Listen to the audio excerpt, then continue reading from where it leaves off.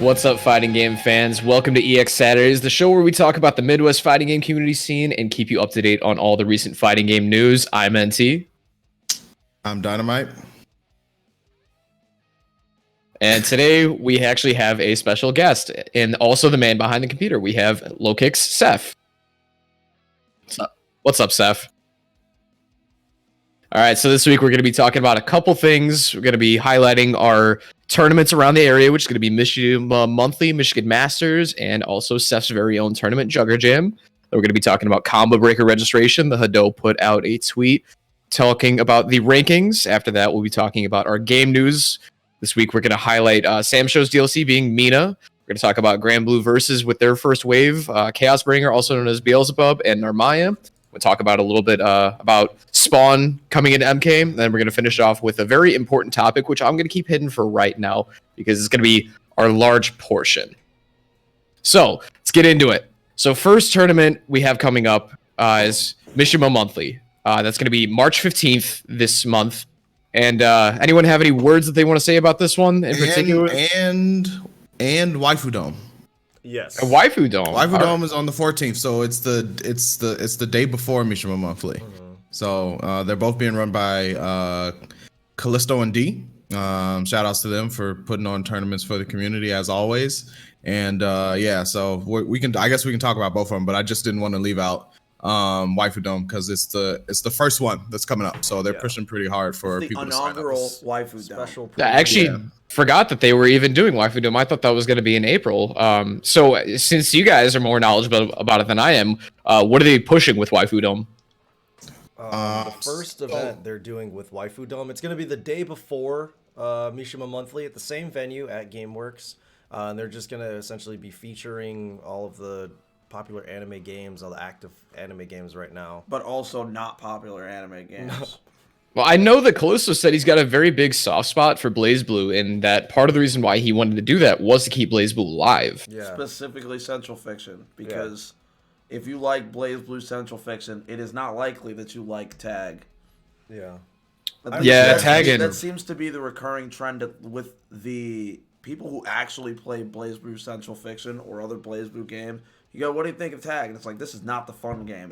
I remember this is not the game I like. I remember when like Tag was actively happening, or like 2.0 had just come out, and then people were kind of like really getting their fingers into it, and then Callisto was just like, I can tell you for sure, for certainty, if you put on a CF setup and a Tag setup next to each other, people will play the CF setup. And I was like, damn, oh shit. And it actually proved true yesterday at Ignite, where we had the Tag setup and the CF setup right next to each other, and then Rudy and another anime player were playing CF, and I was like, ooh, okay. Yeah, just kind of walked on in, and we're like, ooh, CF. Yeah. Yo, CF. I mean, especially in the Midwest community, like if you put on CF, like they'll poke their like, yo, y'all got CF? Oh, we in there, like, you know, and they'll start like just mashing hard on us. So, CF is definitely one of the games that are going to be there. Obviously, Guilty Gear is going to be there. Granblue is going to be there. Uniclear is going to be there, and then Cross Tag. So 5 games. Man, they're running a lot. Yeah, it's a lot. They got 30 people signed up already though. So I mean, people are showing up for it, and the anime community, if they play like they're almost guaranteed to play at least 2 of those games, right? Yeah, that's like the crazy thing, right? Like, that venue is going to be busy the whole time. Yeah, that's actually what I love most about anime players. Anime players, they play literally everything. Mm-hmm. So you go, okay, all right. Well, Guilty Gear is going to be here. All right, I guess I'll just play some CF. And you know what? I thought my team in BB Tag was pretty nice. And then you're here until 8 o'clock and 10 o'clock. 10 o'clock, yeah. Because our 2 or 3 big anime players are top in multiple games. You have the ARM being in Granblue, Guilty Gear, BB Tag. You have Elven Shadow who play. I mean, SamSho's not really anime, but he's good at it. He's got gear. Not anime. Like I'm dropping it now. It is not anime. It's anime and visuals alone. Yeah, aesthetically Still it is. No. Yeah. Then you have not anime. Royal Heart. He's top in Uni. He's topping Granblue now. Just there's so much crossover. It's great. Mhm. Whereas every other game, it's like there's a little bit of crossover depending on the player, but anime, like guaranteed, you're gonna have a ton of crossover. What's it You're with gonna all the play a bunch of Arxis them. players being good at all the Arxis games? Because it's the. Ooh. All of them. All I of mean, because you gotta. I mean, you dedicate yourself to that type of system, and then you just kind of run like it. It doesn't. Like they may change the core mechanics a little bit, but like being good at an Arxis game, you have legacy coming into the next one, right? Like you can see a character, like talk to some of the Arxis veterans just in the Midwest community about Granblue characters, and even when they just drop, they're like, "Oh, I see how to use this character already," because they'll be like, "Oh, well, you know, like for Narmaya, for instance, they'll be like, oh, well, she has."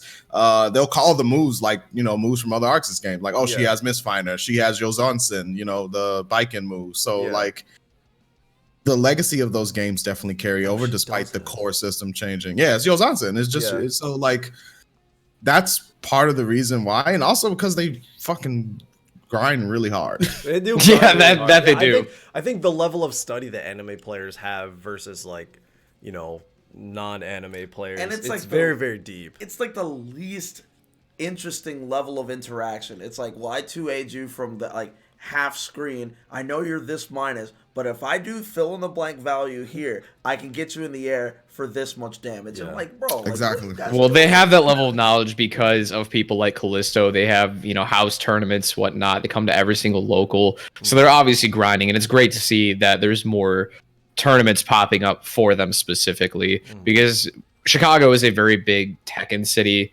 That's what dominates. So Street Fighter as well, actually, but there's not much emphasis on the anime community, but the anime community is a really tight-knit community. I think it's weirdly enough the biggest part of the community, but they're also not the most highlighted.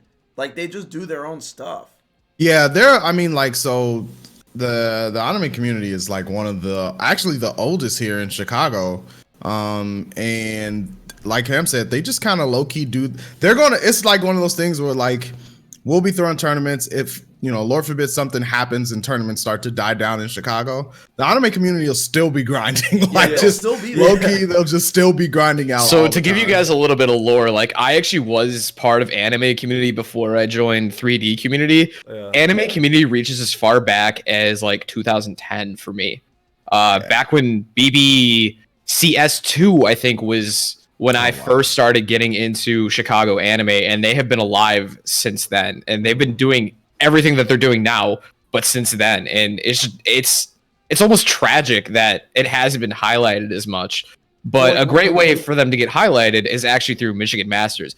Almost every single anime player I know from Chicago is going to Michigan Masters. When you were like getting into anime from back then, were you also like in that community too, or were you just like actively playing those games at the time? No, so it was just because I was actively playing those games. I had a buddy who actually introduced me to BlazBlue over Xbox Live, you know, back when we made friendships over Xbox Live.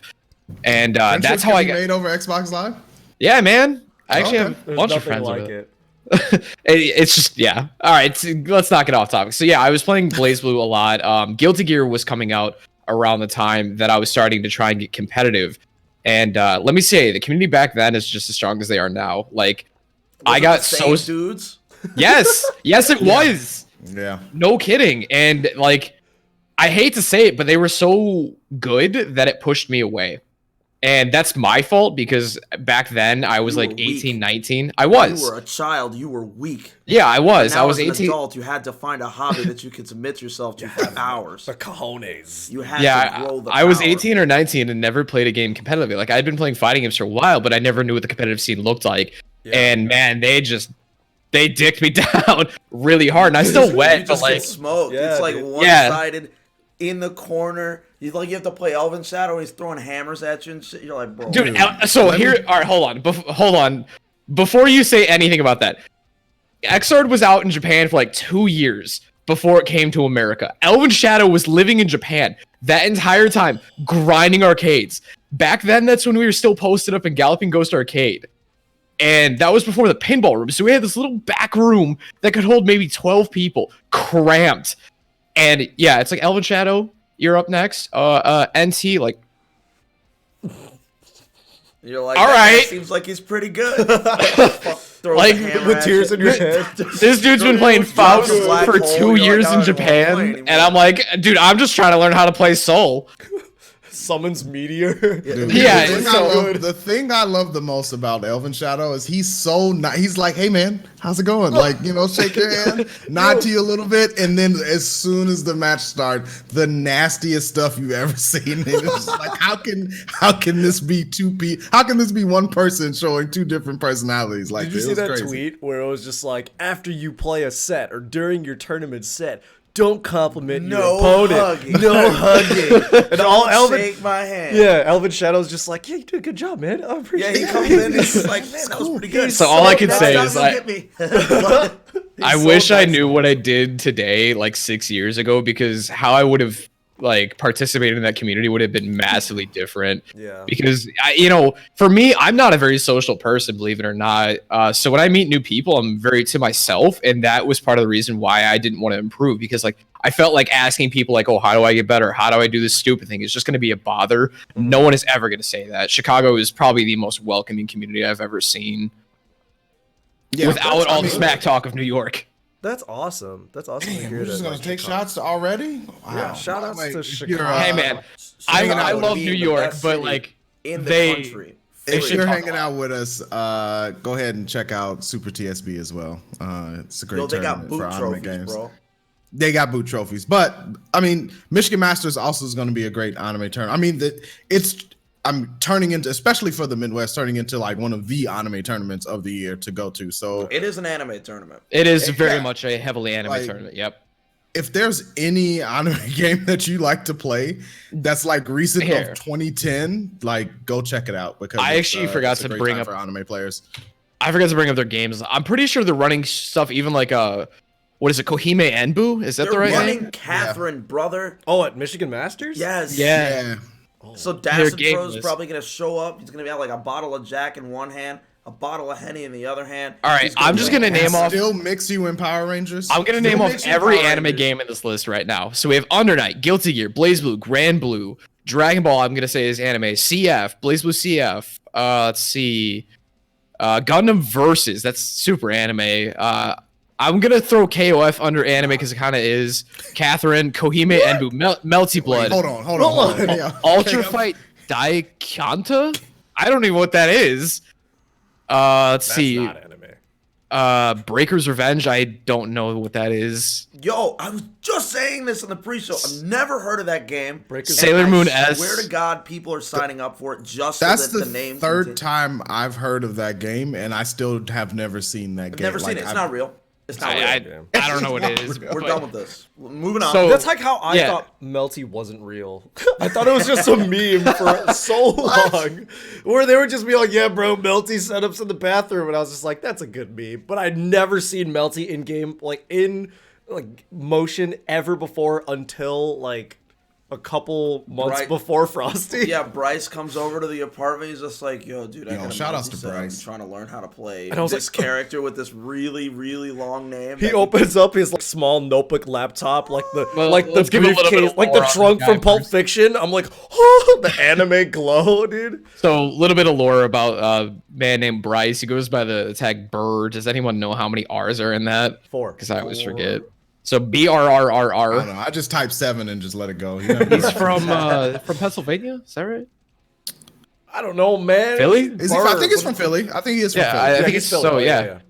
So he's a big anime player. He comes and helps low kick every once in a while, and he's also nasty at uni, dude. Yo, we Yeah, smoked he's him at nasty first shot, player. bro. Yo, He went out he's- there and he's smoked clean. them Puerto Rican dudes. I was like, let's go. I was excited as a Puerto Rican guy. I was like, let's go Puerto Rico. And then like I saw Bryce and I was like, oh man, he's about to free You saw him this up. man colonizing you. So even though we're focused on Midwest, I'm gonna say we claim Bryce as a Midwest player just because he hangs out with us so much and Yo, is a the super chill moment he guy. got indoctrinated was when I had to spend 4 hours picking him up from O'Hare. I'm like, you're a Chicagoan. You're Chicago. Oh, let's not get into that Experience story. That's gonna man. take too much time. With That's the everyone story else. for another day. Man, That was terrible. that's episode 2.5. That's the DLC. Yeah. You guys gotta get Yeah, that. the journey to O'Hare. That's the whole episode. That'll be the name of the episode. Be a 30-minute miniseries. It's actually the recording from them in the car.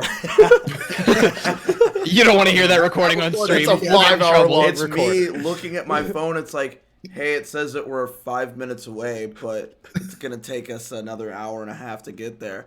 Yeah, Damn, we'll get in what's trouble over? if we play that audio. So Oh, let's dude. let's Yeah, get that everybody's later. TOS. Yeah. All right, so Michigan Masters is a great tournament. I went there last year. Unfortunately, not going this year because they took out Soul Calibur, which, you know, Ham, I know you want to say things about too, but not gonna it's a great say tournament. It is a great tournament. It's well run. It was actually my first like regional in a very long time, cool. and it was a great way for me to get back into commentary because I was able to commentate Soul Calibur that year, and you know, it's just thrived ever since. Ham, did you have any notable experiences that you want to share from last year?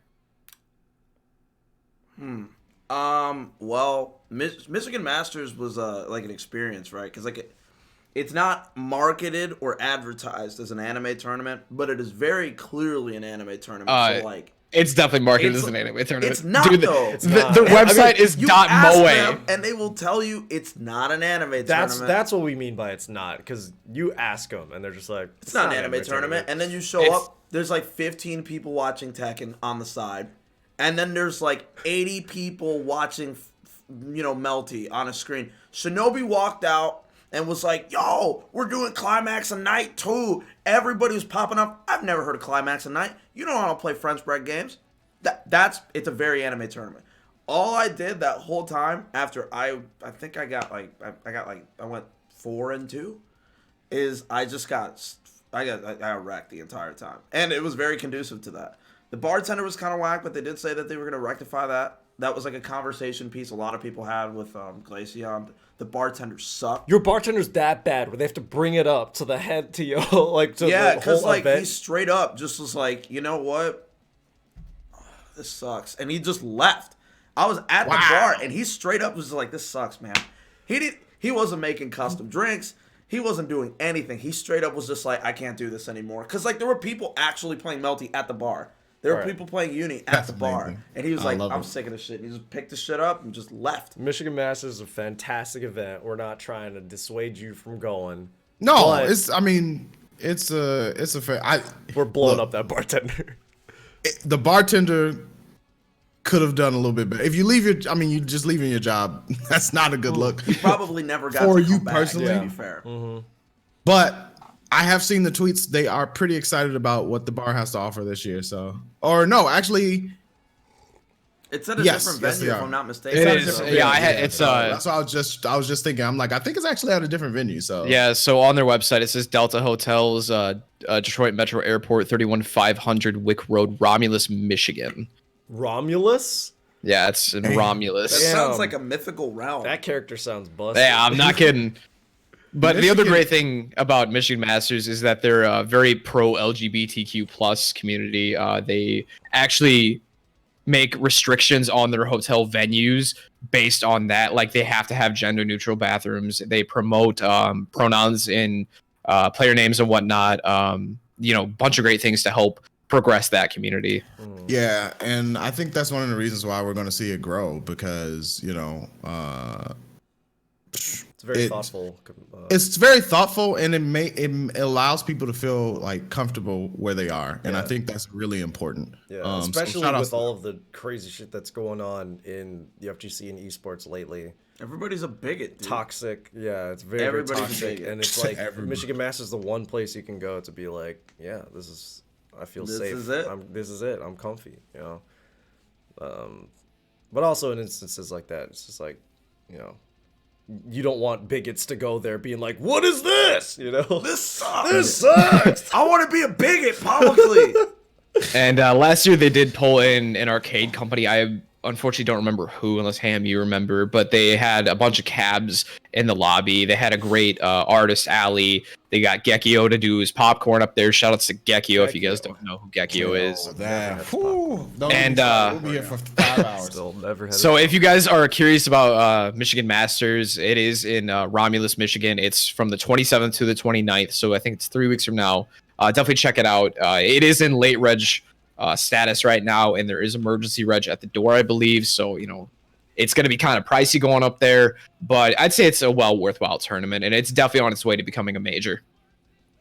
I was gonna get the information for what company that was, but unfortunately, I unfortunately don't remember. But the last tournament I want to highlight for this section is actually run by one of the people here right now, being Low Kick Seph. Seph, you want to tell us about that? What? About what? Jugger Jam, dude. Oh man, it's always so weird trying to have to like plug my own event because it's like it's still very, very much in the organizational process, even though like it is essentially going to run itself.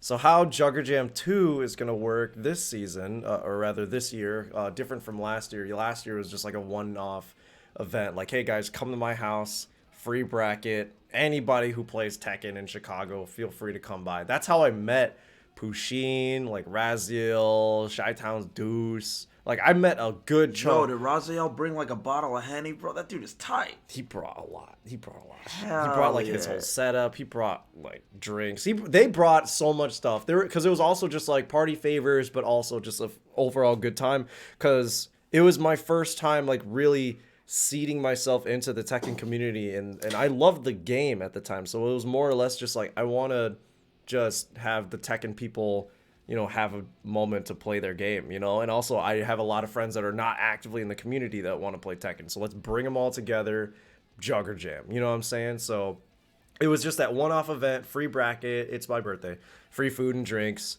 I pay you, basically. There's still a paid bracket, and it was just like, it took a lot, but it was a way that I wanted to give to a community that I had met for the first time. So this season, we're doing it differently for Jugger Jam 2. It's going to be a 4-week circuit starting on March 15th at Mishima Monthly, because it is a Tekken-centric event.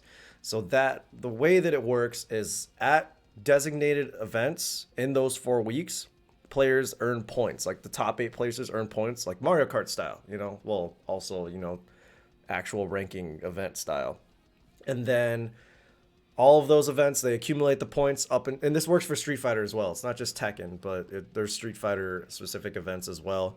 Up until April 10th, which is the last chance qualifiers for both games. So, Ooh, last chance qualifier. Well, it will be streamed. Hold on Now. Shout Yeah. outs to Capcom. It will be streamed. Oh man, I forgot about them. Yo, they blew let's stop themselves taking up. shots. Let's stop taking They shots. blew themselves up. I love Capcom. Come on, dude. Look at that. I love Capcom. I love you, Capcom.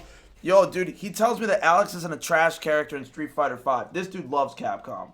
Anyway, it's everywhere. Yeah, you want to hand me any of my? No, like Seph is the Low Kick Capcom. I'm the person, low kick like, Capcom hands shill, down. and This thing. It says champion edition Street so Fighter. anyway, so there will be Street Fighter focused events. We are going to have a last chance qualifier on April 10th. And winner of that obviously gets seeded into 8th place for the Jugger Jam finals on April 11th, which I will have organized. And then top 8 just fights each other for registration into Combo Breaker. And I know this is a rhetorical question, but what if I've already signed up for Combo Breaker, Seph? I just refund your registration. So like if Yo, what about my shirt? Damn. No, your shirt, you got about it. Dang. If you do have like a name on your badge, I can do that too, because that's only like an additional $10. So if you want your Sounds name on right. your badge, that's fine. If you already got a name on your badge, that's fine. But when it comes to like apparel and shit like that, like you're bodied. But if you already have a Jugger Jam, or I'm sorry, if you already have a Combo Breaker registration, you already signed up for it, I'll comp you for it as the winner. Looks like I got Or it's up to you. You can also choose to give it to somebody else. Like you're the winner. You want it. You know, do whatever you That's want. fine. Yeah. So And Combo Breaker is an event you definitely want to go to. So this is a great transition period. Seph, if you don't mind, Combo Breaker has recently put out their ranking numbers, and that is run by the Hado. absolutely, they did. I don't think the numbers are too surprising right now, but here they are. So first place is Tekken 7, followed by Granblue, Street Fighter, Uniclear, which Uniclear I'm actually surprised about. Super Smash Bros. Ultimate, Xrd beating out a lot of games actually. DBFZ, SamSho, including MK and Soul Calibur. But leading retro titles 3S, I don't think any of us are really too surprised about that one. Third Strike is a big old man game. We got Jazzy Circuit running around. Will English is the one who streams that. Do you guys actually know who runs Jazzy Circuit? Arshad Khan. He's they primarily base it out of Logan Arcade, and they go to other stuff. They go to other states and stuff too to even do Jazzy Circuit. Nice. But Arshad Khan is one of the guys who spearheads Jazzy Circuit, which is he's cool. He's a cool guy. You just watch people parry all day, man, and they do it. They do it, man. Why is you parry the simplest thing, and it's nice. Yeah, dude. Any fireball full screen parry. It's like you have to have that moment. You throw a fireball point blank, and somebody just goes poof, and you're like. When you see two, if they throw a red fireball and they parry it, you're just immediate pog, because of the fact that you got it wide-eyed feels good. Oh, Third Strike parries are one of the sickest mechanics, I swear. Shot. Yeah, warning shot in the chat. Oh, stop reading chat. But anyway, leading retro title. I don't think anybody's surprised that it's Third Strike. I guess the question I have is, since it's not surprising, what are the other retro titles they're holding? Is VSAV? I'm assuming VSAV is in there. Yeah. But what else aside from those two games? What other games do people care about? Marvel. Oh, Marvel 2. Specifically. Marvel 2. Shut up. It's Marvel 3. That's not retro. Let's not do this, right? That's not even retro. That's current gen. No, it's not current gen. Just because it's on a current gen console doesn't mean it's current. It's not retro. Marvel 3 is not retro. Marvel 2 is probably going to see a spike at some point, obviously given the EVO announcement and things like that. So. All right, so I have to ask a clarifying question now. Ultimate Marvel versus Capcom 3 dropped in 2011. 9 years ago almost. That's not retro, though. When does it qualify as retro? I consider it retro when you have to pull out a system that's 2 consoles ago to play it. We're almost at that point, though. Yeah, dude, people play VSAV on PS3. Yeah, I consider retro. Yeah, but it's a retro. It came from an older console, though. Yeah, that's how I view retro. It's if it's on an older console, even if it's on the previous gen, if you have to bring that console for it, that's retro, bro. Yeah, that's what I'm saying. When did MVC2 become retro? Oh, that's a legitimate question. The correct answer is when people started sitting in regular chairs to play fighting games and not on the floor. He's got a point. So actual convention centers. Yo, dude, when people stop sitting on hard cement floors and stages and they're just dude, you had to fit the stick between your dude. It was giant huge. plastic. Yo, all of those. Oh my god, that looks uncomfortable. The contortion act that Yipes does to play Marvel 2. It hurts me. Oh my god. I can't, man. Oh my god. Dan, do you remember how Seth Series, the Street Fighter player, how he sits when he plays Street Fighter? Yeah.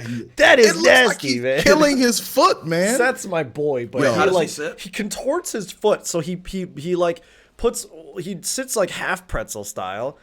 He puts his foot in his lap and then he rests the stick on that leg, but his foot is facing upward. It legitimately looks like his big toe is about to throw tech. That's how his leg is contorted. Yo, he's teching with big toe. Yeah. Yo, I don't play piano. I play big toe. Hell yeah. I just plink it with big toe, bro. You get it every time. Use your 6th finger, bro. Oh man, but I'm not surprised by any of these. Yeah, Granblue, obviously, new title is kind of the new hotness right now. Well, I'm surprised at Under Night being over Smash. I'm surprised Under Night I'm is not. fourth. I'm not because you got to think about the timing of Combo Breaker, right? It was right. It's right before Smash and Splash. Yeah, right before Smash and Splash.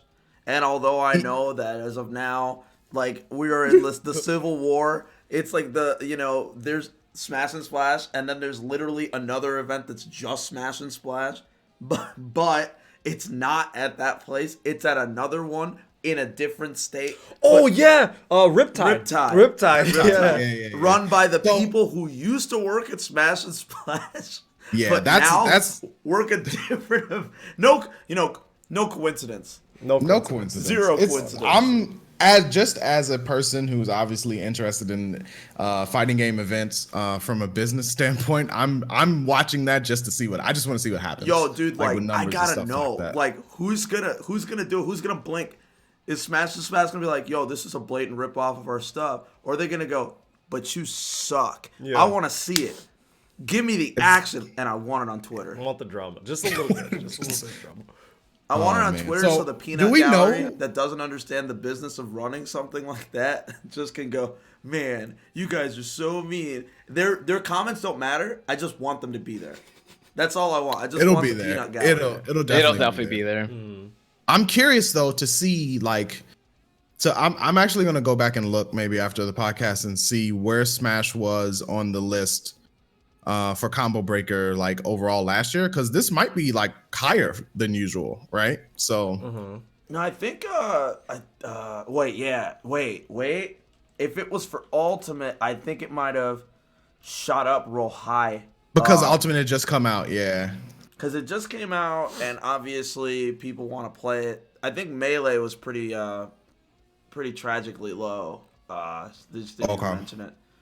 But specifically Ultimate, I remember seeing at the top of every, leaderboard. Yeah. This is what's fascinating. This is how you know you've made it as a tournament organizer, when you put out like, this is the order of the games, and people actually talk about it. Yeah, they go nuts. They're like, wow, dude, you mean to tell me Soul Calibur's not in the top 8? I'm pissed, by the way. Get your shit together. Sign up for Yo, Combo. come on, Halmer's gonna drop. People are gonna be like, yo, we're back. Actually, we don't know if Halmer is gonna drop. We They don't. said have- spring, right? Yeah, said but we don't spring, have but- any release date, because if it releases too close to Combo Breaker, that dude's banned. He's That's not gonna facts. get banned, bro. The Soul Calibur community is just gonna take that shit to the chin. We're gonna roll with the punches. It's gonna be like 2.0 BB tag in Chicago. Just let that shit rock. Everybody wants to get uppercut 50,000 times. That's what we want. We just be want to like- get uppercut. Give it a character. It's gonna be like Seph, man. Everyone wants to teleport, bro. Everybody just wants to do the thing. Everyone wants to suck. It's So the thing that I want to point out here is Uniclear being 4th and DBFZ being so low. I feel like DBFZ Uniclear does is well. high, but DBFZ being below Xrd and Smash and whatnot, like DBFZ was a big game. That was one of the most entered games when it dropped. And now it's gone down the list pretty heavily. But I was surprised to see this, because this tweet was after the announcement of Season 3. This is after Kefla being released. Like, there's been a lot of changes to DBFZ. I would have thought that these numbers would have shot up much higher. Yeah, I think a lot of people are like holding out to see how they actually like the patch before deciding, hey, I'm going to sign up for Combo Breaker, because you got to remember, Combo Breaker is my favorite tournament of the year, hands down, and lots of other people's favorite tournament of the year. Right. But if they're gonna go, they want to make sure, like, if they're gonna pay that entry fee, they want to make sure they actually want to grind in that game, because nobody wants to go to any tournament in 0-2, but it's specifically Combo Breaker. Like that, some people's goal is like, I don't care how I do in Combo Breaker as long as I don't go 0-2. So I can understand holding off and waiting. That was my goal this last time.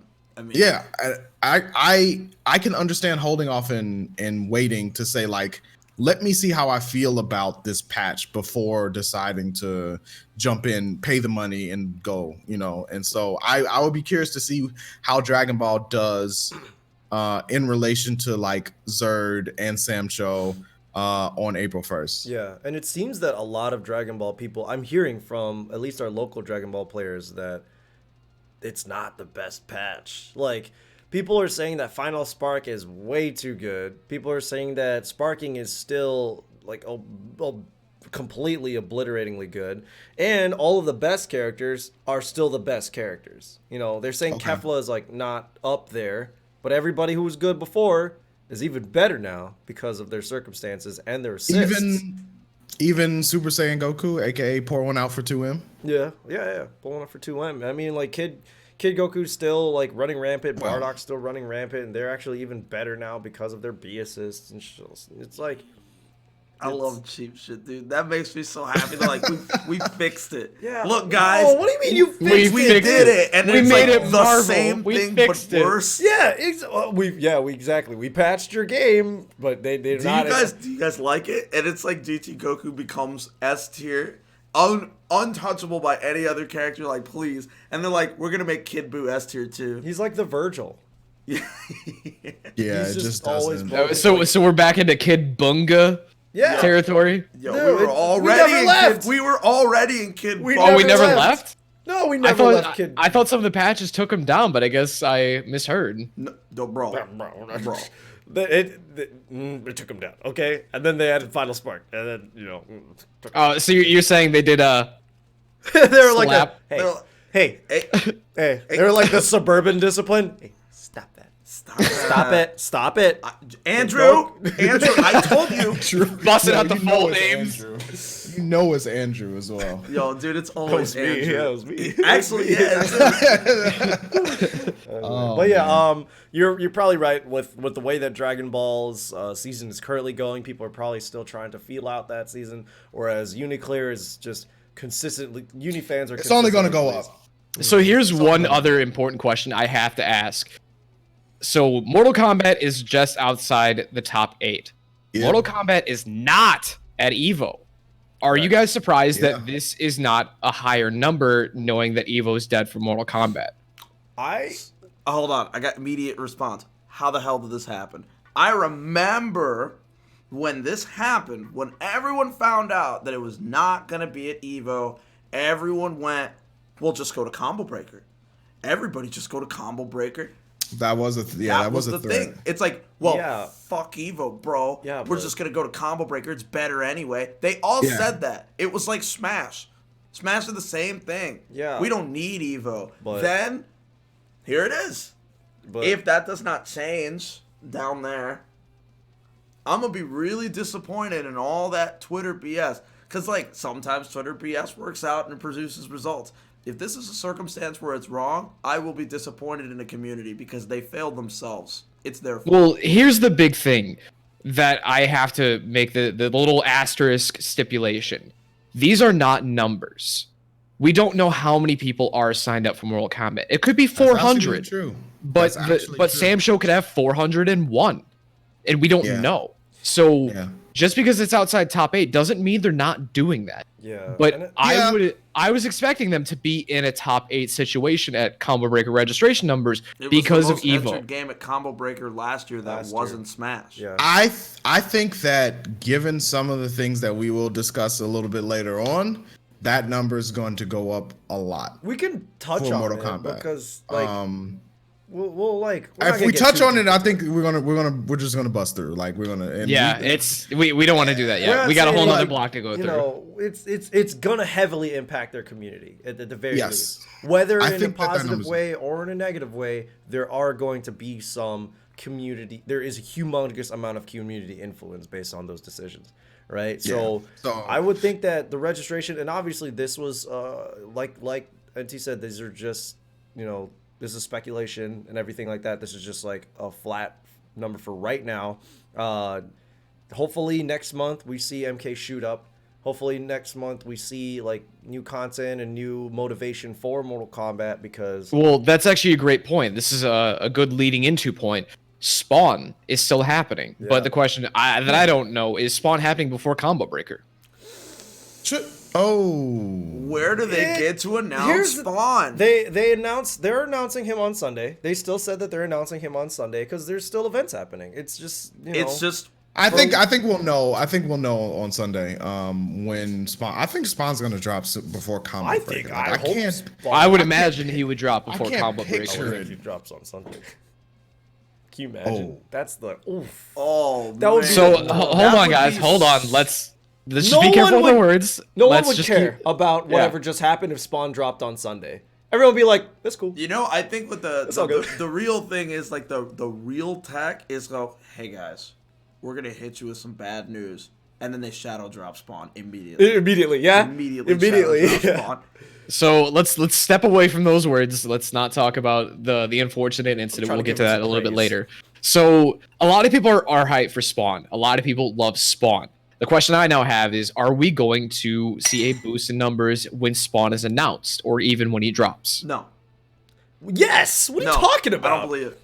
I agree with him. I don't think we're gonna see a significant boost in numbers because of Spawn. It's like this happens with every Oh, game, right? Pushin says that Spawn drops on the 17th.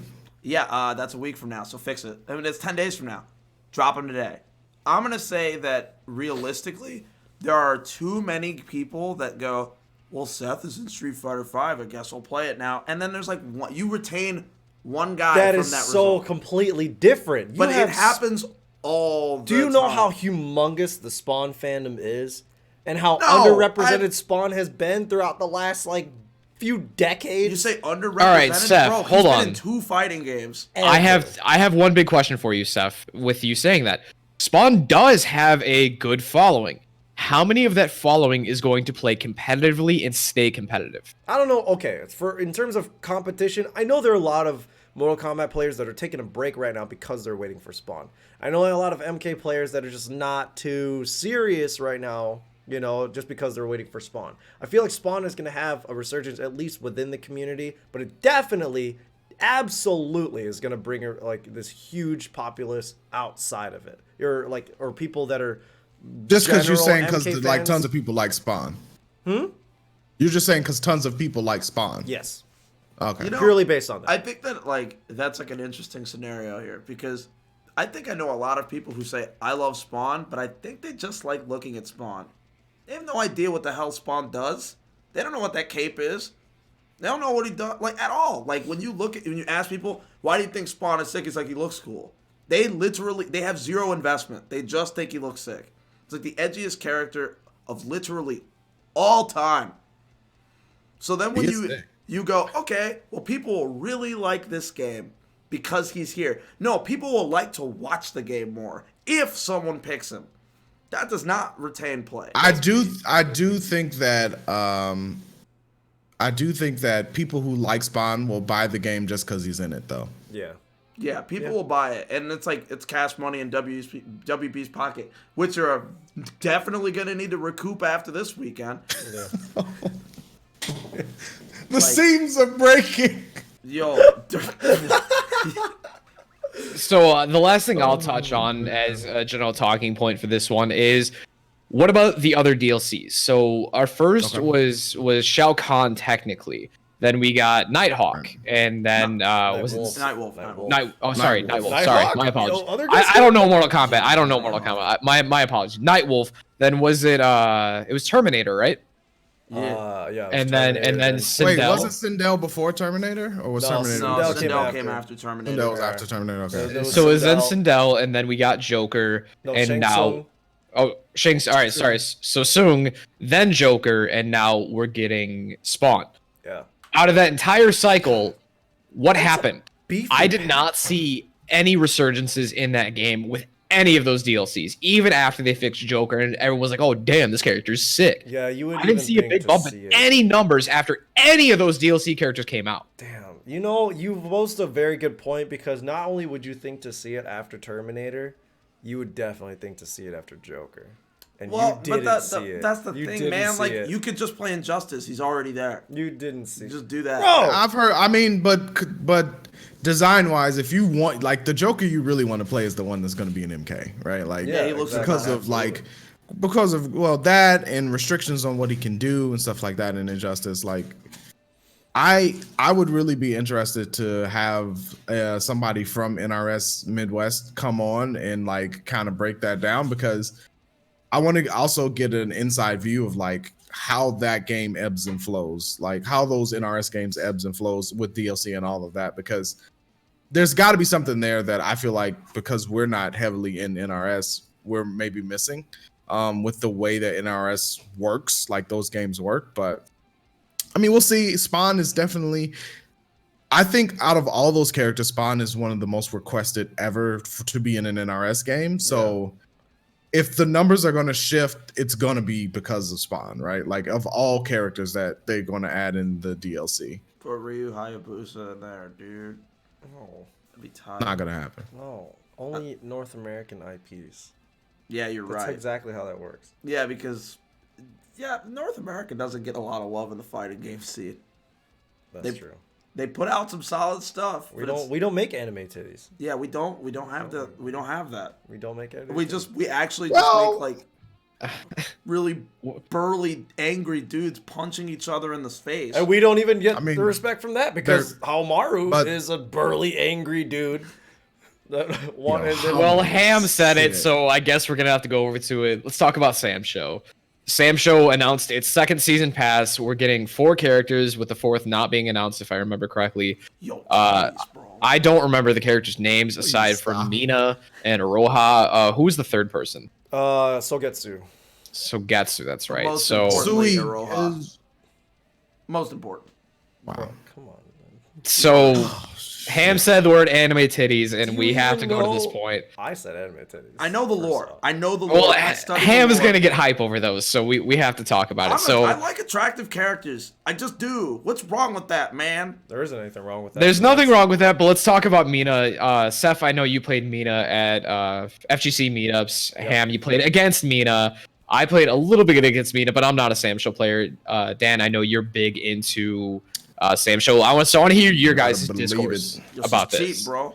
Dan would probably give a little bit more in-depth, breakdown on Mina than I'm able to. But after like a few days of being hands-on with her, she seems very good. It seems more or less like even as she's doing like the bow draw stance, which if you charge it enough, that thing is like 40% of your health if you just take that to the face. Yeah, and it's Especially on like a the card. second she goes into that draw stance, you're like, is she gonna jump? Yeah. Is she gonna hit me with crouch low? I mean, is she gonna hit me with the low? Or if she hits me with the mid, I just die. She has certain ways to like subvert the actual zoning part of that. It's not like she just preps a fireball, right? It's just like there's a lot of layers to it. She can, throw it upwards She can for an arch it. anti-air. She can jump back if you decide to rush in. if She you're making love to down back, she'll crack your head open with an can, overhead. she'll come in. I think the she'll most interesting thing is she can even cancel it. full screen jump in. The very end of it, it's still an overhead, and then she can convert off of that.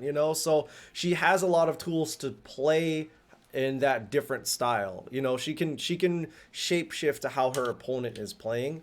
And I think that's a really good strength to a character is when you're able to have identity on it and be able to have answers to most situations. Obviously, she doesn't have answers to all situations. She doesn't have an answer to 'Cause getting SSM by Tam Tam when she goes into the bow stance. Because the second she goes into bow stance, She like can jump out. She can jump out of it. she's still getting cooked, bro. Like What? No, so if you can there's actually a react, thing. She like, doesn't she have can- an invincible reversible. She doesn't have a DP on its own. She almost has a DP. Her DP, it's not invincible startup. Like it does function as a DP, but it functions more like a throw. It's like I'm busting out, but it's not really a DP. Yeah, it's not really a DP. So there's that where if she's getting like bombarded and rushed down and she's constantly having to guess on wake up, then yeah, she's going to struggle a little bit. But if she has you in the mid to long range, like even if she decides to close that gap and stay aggressive, like she'll probably be fine.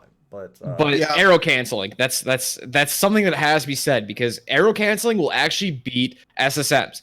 Shiki cannot SSM if Mina arrow cancels. Shizumaru cannot SSM from full screen if she arrow cancels. That's a mind game in itself, and I think that's a really neat tool that you can stand there and charge. They're not gonna mix. They're just gonna do the arrow. They're just gonna commit, and she's And Maru's also, gonna you throw an umbrella at them, and they're can't- gonna die. you can't put it away during certain SSMs. You can't put it away in time. So it's like Well, during But what I'm saying is, Shizumaru, like, you she can- 100% can. She can draw the arrow, put it away to bait out SSMs, is what I'm Yes. getting at. Oh yeah, Yeah. for sure. 100%. I think that's a great mix-up in itself if you're at the full screen against characters like Shizumaru or Shiki. What were you trying to say, Dan? No, I was just saying that I think that like full screen at high level, full screen SSMs they're kind of the YOLO Hail Marys, right? Like unless you really, really, really are trying to focus heavily on that, I don't know how much that will play. The arrow canceling will play into that, but arrow canceling can do things like cause people to jump when they don't, like if you not necessarily full screen, but 3/4 screen, arrow canceling can bait out people's jumps and things like that, which is really powerful for Mina because she's able to control the flow of the match. So I think that's where arrow canceling, you're going to see, if people pick up and play Mina, you're going to see that's where it starts to come into play a little bit more, is trying to get, because as you know, if you've seen SamSho, making one mistake in that game sometimes is like enough 40, to lose the whole 50%. round. Yeah. Yeah. And if I remember Being right, able to her just a raw 5C. That's like 4 of those, man. That's Dude, it. hold on. Yashimaru in rage. Far 5C. With Dead. another Her, 5C follow up. Dead. 80%. 80%, man. That's an SSM. I do want to say her weapon flip and SSM are actually pretty dang good. Yeah. Yo, her SSM is the coolest in the game. Free. It's Free. really nice. Like, it's literally 300 by herself. Shizamaru. Shizamaru's is whack. Shizamaru's is cool. He He throws an dashes umbrella. at you, and then his eyes get the fucking like the anime evil demon eye glow, like the evil. So you like him glow, because he's edgy. the raging Sometimes. demon glow, and then he slashes you with the big sword that he doesn't use, and then it all rains down gracefully. Yeah, It's but so he's such sick. a bitch when the I don't care. It looks cool. when all right? the blood rains down and he's like, I'm afraid of this. You just did that. Shut up. Yeah, but he didn't do it. But you know who really? Hey, I doesn't would be care? afraid too if I just suddenly blacked out and then murdered somebody. I'd be pretty terrified. Whoops. No, but you like- wouldn't be whoops about it. You'd be Yo, that's like, actually just like launch status.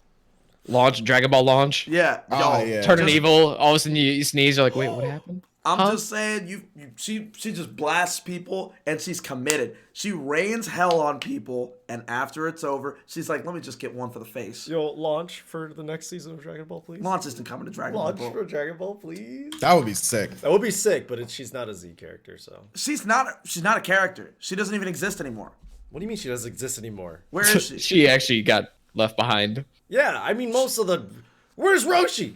He's still around, man. Yo, like doing Roshi's what? actually still there. He's still Oh, like yeah. being old.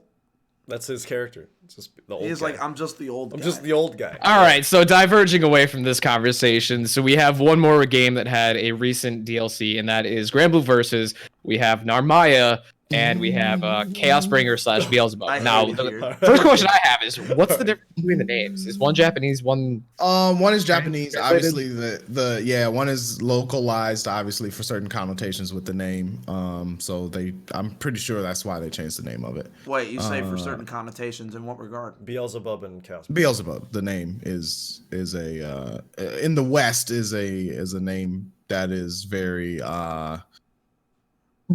stuck with certain religions. It's the same way that we can't say Akuma in Japan. It's Goki. They have Oh, go ahead. Sorry. I was just gonna say, like, they don't want to name, like, it's actually legal to name kids Akuma, I believe, in Japan. So they changed it to Goki because Akuma means demon, if I remember right. They don't. So it's probably the same thing for Who over gives a here. shit? You know? Well, Name your because- kid Akuma. Name your kid Beelzebub. They don't. Want Actually, any I wouldn't recommend that. biblical- I But think it's the biblical stuff. names matter.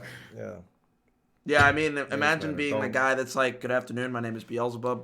I'd like to be. I'd like to start this meeting off with." I'm Depending here with on my where you sponsor, work. Zangief. Wow. Yo, Just if I going ever all have the a way in. kid and it's a guy, his name's Zangief. No, don't have children. He's gonna please. and he's gonna have to hold that, and then the next kid's gonna be Hugo, and then the third kid's gonna be Astaroth. So- and that's like religious as shit. So anyway, yeah, the new DLC characters for Granblue probably hit very, very strong. A lot of people love them so far, and I mean a lot of people love the whole game so far, but they're not really top or bottom right now. I mean, That obviously, doesn't even, I don't even want to have that conversation. It's been like Yeah, 4 I mean, days. it's Okay, been all right, like, but it's Narmaya hard to is- have the conversation. definitely the one that you see a little bit more because she's way more technical. Also more hot. Like everybody Technical. just play attraction. Well, actually, people would argue with that. The people feeling bees. Be easy. People think that Bubs is kind of free, but you know, his kid's great. His kid plus his mobility Yeah. is outstanding. Yeah, but he's got negative punish. I mean, doesn't he have like a negative teleport? He teleports in, he's negative on that teleport. It depends on Dude, how you space that teleport, if he spaces it right, he can teleport in a combo. So like the teleport ain't slow. Yeah, thanks. I think that Narmaya is going to you're going to see the number of Narmaya players lower, but the skill of them overall increase because the more that I'm messing around with her and watching top players like, really get in there and do the thing with her, I'm feeling like she is going to be very, very difficult. Number one, to pin down in the corner because of EX command dash into EX anything, Yozansen or her slashes. She can just teleport right out the corner. And if you're not careful and you're trying to like stagger pressure her and she teleports out and counter hits you with EX slashes, you're taking like 5,000 damage. Dude. And you just had corner pressure. So Have you like That was your I think pressure, that her and she beat that, like you were pressuring her, and now you're in the corner taking 5,000. So I think things like that are going to make her very strong. It's just going to take some time. Okay. I actually think the same thing with Bees, because he, like, the vacuum, the Hoover, as I like to call it. I see a lot of people like using it, but not really capitalize on it a lot, or they'll try to implement it in a combo and it doesn't really work out that well if it's not EX Hoover. So, you know, it's too early to say where they'll place, but I'll say this: the people who have tried them out, they really like. A lot of people who have tried out Bees, who have tried out Namaya, really enjoy those characters, which I think is a great precedent to set for your first two like DLC characters. Is that even people who are like, it's not my thing, but they're both mad fun. That's really good. That's a good sign. Yeah. And the biggest thing that I like seeing about DLC characters drop is it brings a huge interest of new players or even just the current community, because when they drop, everyone goes in the lab immediately. One of the first things I saw was anti-Luane stuff, which is funny because, you know, everyone hates Luane and Ig and whatnot. But dude, I swear, it's like I hear it every time somebody says Luane, and I can hear Lil Wayne in my brain. It is Lil Wayne. It's just Lil Wayne. I keep hearing it's Lil Wayne. All right, so back to what I'm saying. So what people found out is Bees' teleport almost completely negates Yggdrasil. Like, completely. Yggdrasil does anything, teleport behind her. She does Even something if she again, does rocks? teleport behind her. Teleport behind. I think rocks is the only thing you can't react to, but you have no issues with that. Anyway, so I might be wrong about the rocks thing. It was just something I saw on Twitter on like the first or second week of Bees being out, or maybe even the second or third day. So seeing all that tech emerge is going to be great, because it's going to change a little bit of the meta of the game, and it's also going to start setting precedents for how the game evolves, whether characters get certain tools, because that's always something that I love seeing about fighting games, is that as characters come out, you see the base roster getting left behind, while the DLC characters not get overloaded, but they get overtuned at times. I will say that in recent memory, fighting games that have come out, when they put out a DLC character, they are always better than the rest of the cast. Yeah. Street Fighter V is like, no, not come on, G. So before you start arguing about the point I'm making is that a lot of the characters, they're like the base characters are built with weaknesses in mind, whereas the DLC characters now cover both those weaknesses. And it's like, why would they do that when this character exists, has the same problem, but they don't get any tools to answer their problem? Well, I think that, and I spoke about this a little bit last week too, is that when companies build out their DLC characters and they're like releasing them, it's oftentimes that the later ones are better than the earlier, because they're getting used to they understand not only the system that they made, but how people play that system, right? So then they start releasing characters that speak to play styles and the system at the same time. And also, if you think about it, if I'm, a fighting game company and I'm releasing DLC, I would rather err on the side of making them too strong than too weak. Yeah. Just because I want people to buy the character. Like, business. I'm not saying it's great for players, but from a business standpoint. Imagine being the guy that's trying to sell somebody on Ed in Street Fighter. It's like, yo, you should buy Ed, bro. And it's like, yo, he's been dumpster juice since day one. Bro. Yeah, but he's like $5 right now. Just go ahead and pick him up. No, I'm not picking that character. So to play on Dan's point, I believe St. Colo was the one who mentioned that Seph is the most Street Fighter V character to ever come out in Street Fighter V, because Capcom has nailed the system. And I said maybe I'm misquoting, but I remember Seph said that, yeah. Was it Seph? Shout out to St. Cola just immediately. Hey man, I still love that's St. how you Cola. know. That's how you know Cola's getting up there, because we're just now just putting stuff like in his yeah, mouth. We're just Bill, Street Fighter related. Street Cola Fighter must have related. said it. St. Cola. It sounds said insightful and it's Street Fighter related. It was probably St. Cola. And he gets the hit. So shut up. No, It's the he's right, follow-up. and you guys are right. Seth kind of plays to the systems of Street Fighter V very, very strongly, but in an optimal way. G. Okay, so G is the brainless way, right? Hey. So G is more or less where it's just like you just go in and you stay in and you're gonna get command grab. You mean to think you're not tell me? gonna get- You mean to tell me that because his character has a command grab, you're a bigot, bro? Yeah, you're because bigot it's because he has command grab. Yes, you're it's a because he has bigot command grab. against grapplers. He saw that he had a command throw, and he goes, "Yo, this character is stupid." But Seph is optimal because she does not, or she, whatever, Does not have does a command throw. It's like 70% damage. Because Yo, she can steal a command throw, bro. Here's the thing. Street Fighter V is aggression focused. It's about forward movement. It's about mix. It's about like putting them in a disadvantageous situation every single time. Yeah, right? but like because because command throw is 12 long frames, man. when you are It's not reactable, but no. him, I swear to God. All right, so yes, Seth is probably the best character to kind of round the game out. It's obviously like probably the last character that's going to be coming out for Street Fighter V nearing the end of its cycle. Seth is essentially just in terms of the way that you play the game, like if you are picking up Seth, you are going to be playing Street Fighter V at its core. Now, a lot of the fundamental tools on Seth, like 3-frame jab. like, yeah, I mean, that's part Street Fighter V thing. Like your character's good if you have either a command throw or a 3-frame jab, but They can, whatever. but can get Seth both. Seth has like, you know, you can also dial things back and play like traditional Street Fighter V, just low forward and Tatsu. You know what I'm saying? Like that's still okay. Like the playstyle like adjustments and that different expression in a character is there. You know, so it's like, yes, it's the ultimate Street Fighter V character, but it is such a great DLC character in general because lots of different types of people are able to play and have their own different styles. And also Street Fighter V is that type of game with the V systems where it's like, yeah, you can just, you know, that's your system. Obviously, Speaking there's of an V optimal system, thing. can you V trigger us into a new scene, please? No. Appreciate it. Okay, all right. Got carried away. Well, what's our next No, topic? just No! go to 3 Oh cam. my! Yo, the blow up from Seph. What? Just change it to 3 Change the cam, scene bro. into the 3 cam. Oh.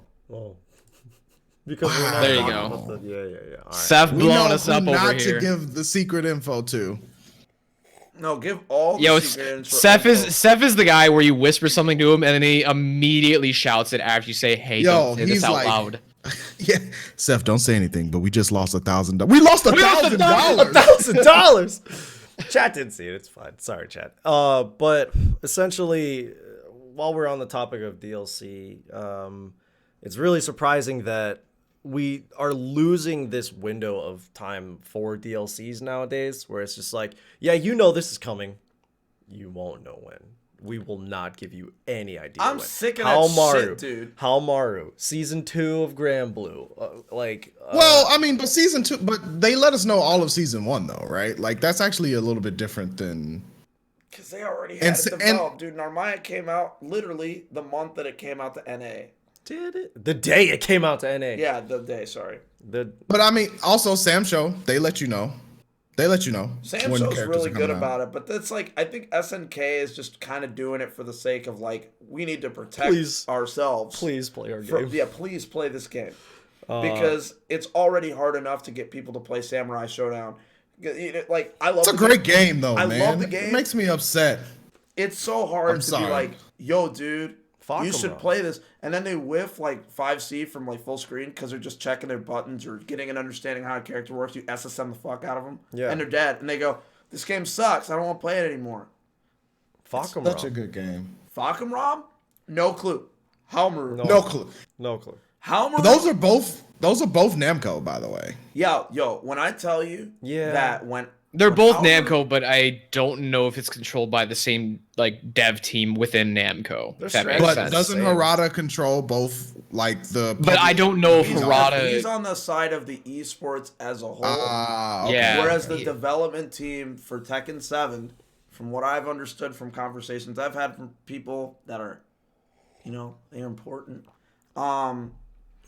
Tekken 7's development team is lent out to the Soul Calibur 6 development team in their Okay. downtime to help them make the game better, because Soul Calibur is of less of a budget than Tekken. You know where the money's at. It's in Dragon Ball and it's in Tekken. Oh, dude, there's So mad of money. course they're gonna shuffle a few people. Like Okubo was helping the development of Tekken back in the day. Now he's got his game. Yeah.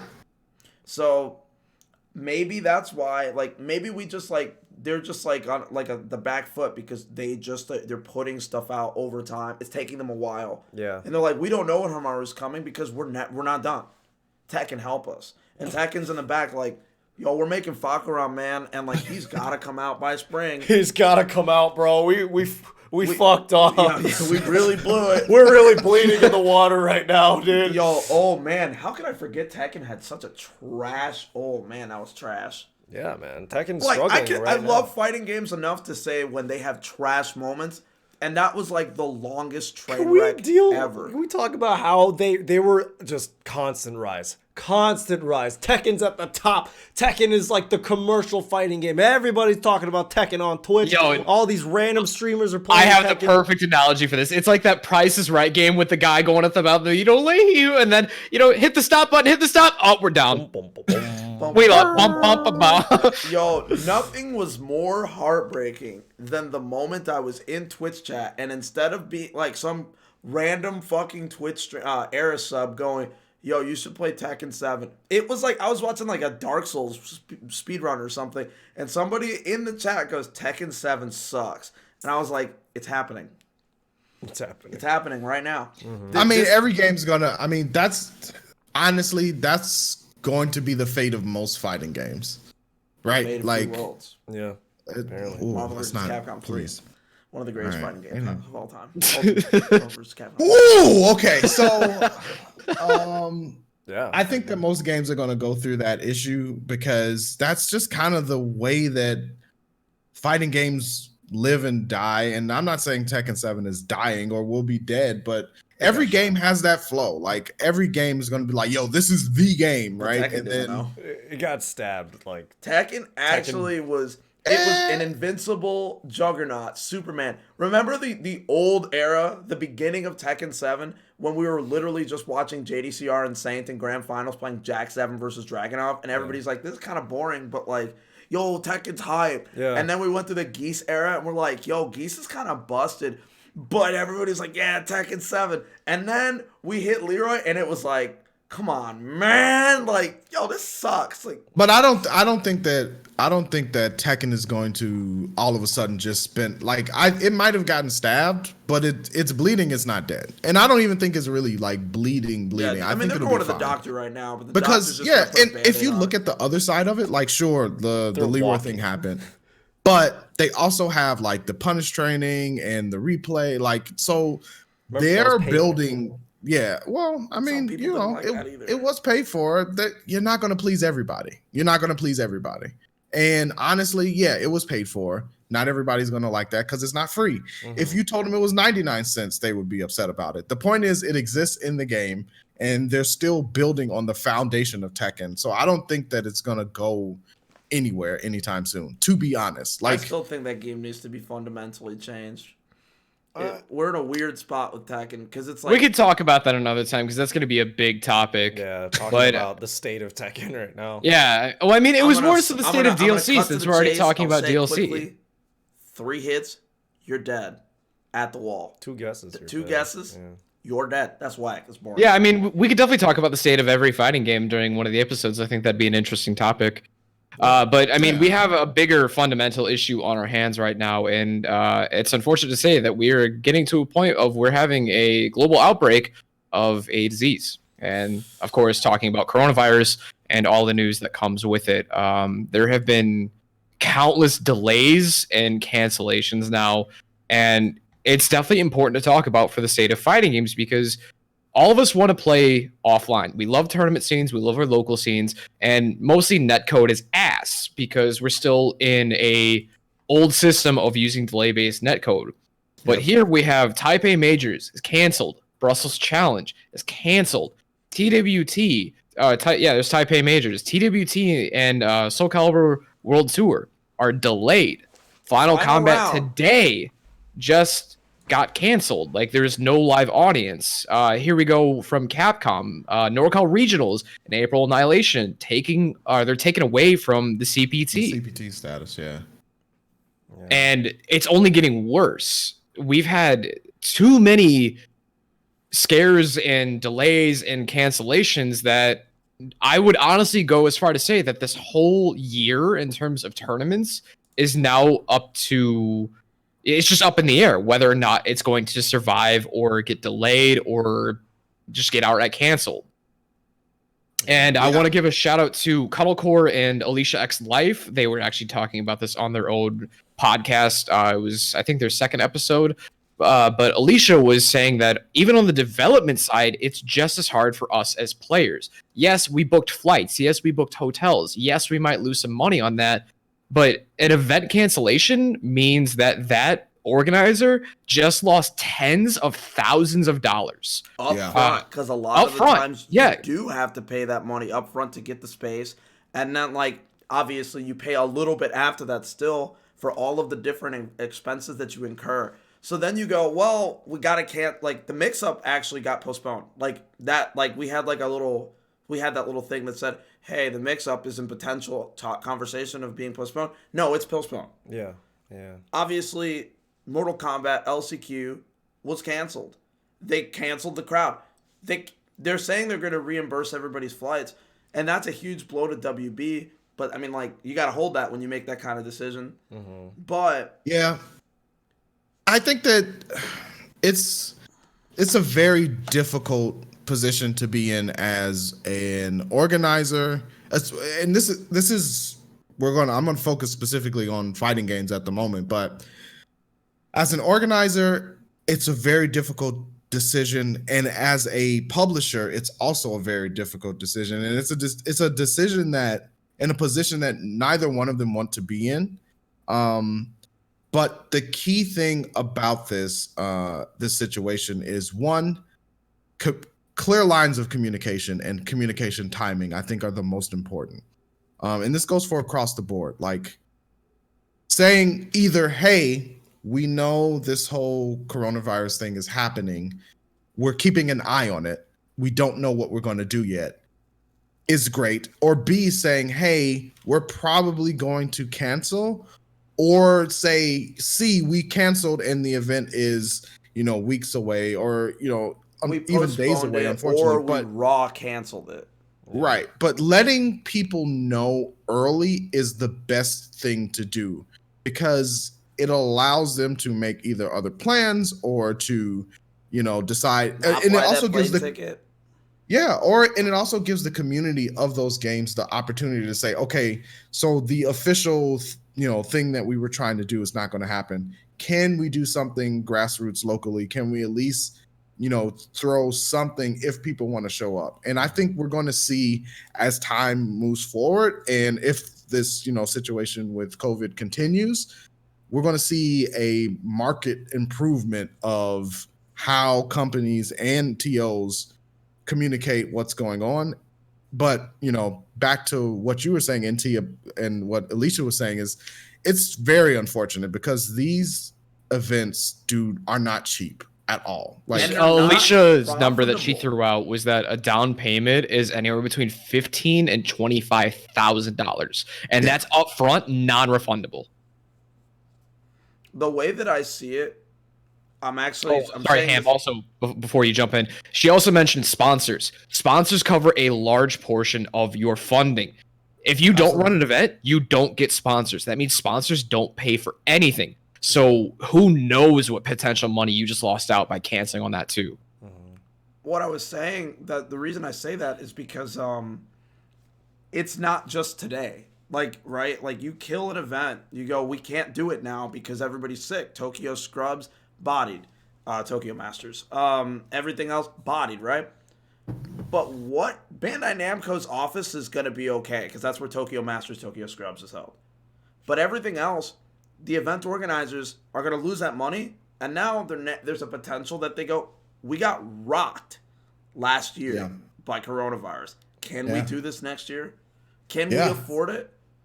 You may see serious price increases for registration to make up for the losses that you incurred the previous year. Yeah. Or you might not see the event at all. Exactly. Here- The event could die. That's the scary part. Here's the thing that I want to throw out, and this is to put everything into perspective.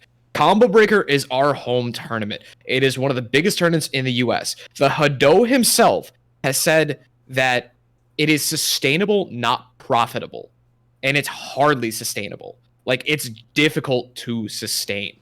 So if the Hado takes something like COVID to the chin, Combo Breaker could potentially die. Yeah. And that's a scary thought because that's one of our most successful fighting game tournaments in the world. Yeah. It's going to, I mean, you obviously you don't want to, you don't want to overblow things and say, hey, this is going to happen. This is for sure going to happen. But as the time draws near to tournament season is already well underway for the most part. And so we've already seen big events hit. And obviously as April goes, you're gonna be unable but to think what's gonna happen with Combo Breaker. I think that there's obviously plenty of time left, right? There's still plenty of time left for Brick and his team to make a decision or just keep an eye out and not have to say anything publicly, which is I think the smartest thing to do at the moment. But I was speaking to people yesterday at the event we had, and they were like, that was one of the major things they brought up is is this going to affect Combo Breaker? And I think that's on a lot of people's minds. But I will also say this, that despite all of this going on, there are still events being run. There are still people showing up to play, and there are people having a good time. And until it gets to the point where it is extremely, extremely prevalent in every part of every community or something like that, if it gets to that point, I still think we're going to see some of the larger events like Evo, right? For right now, Evo's Evo's still happening. We're not canceling Evo. Well, yeah, so I think some of the really big dude, events, man. He just gets to. Well, yeah, but I mean, I'm saying Combo Break is also one of those events, right? Where they could just be like, "Yo, we're doing it. We're doing it live," right? I mean, it's going to happen, and people will go. I think there's another. If they don't get travel banned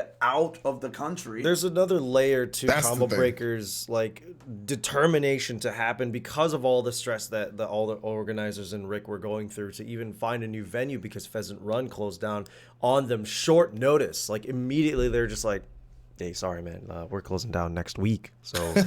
Yeah. And he's just like, I haven't. What do you mean? He had to take all of that and everybody's familiarity with it, and then find something new and scramble so that way he can evenly get marketing out.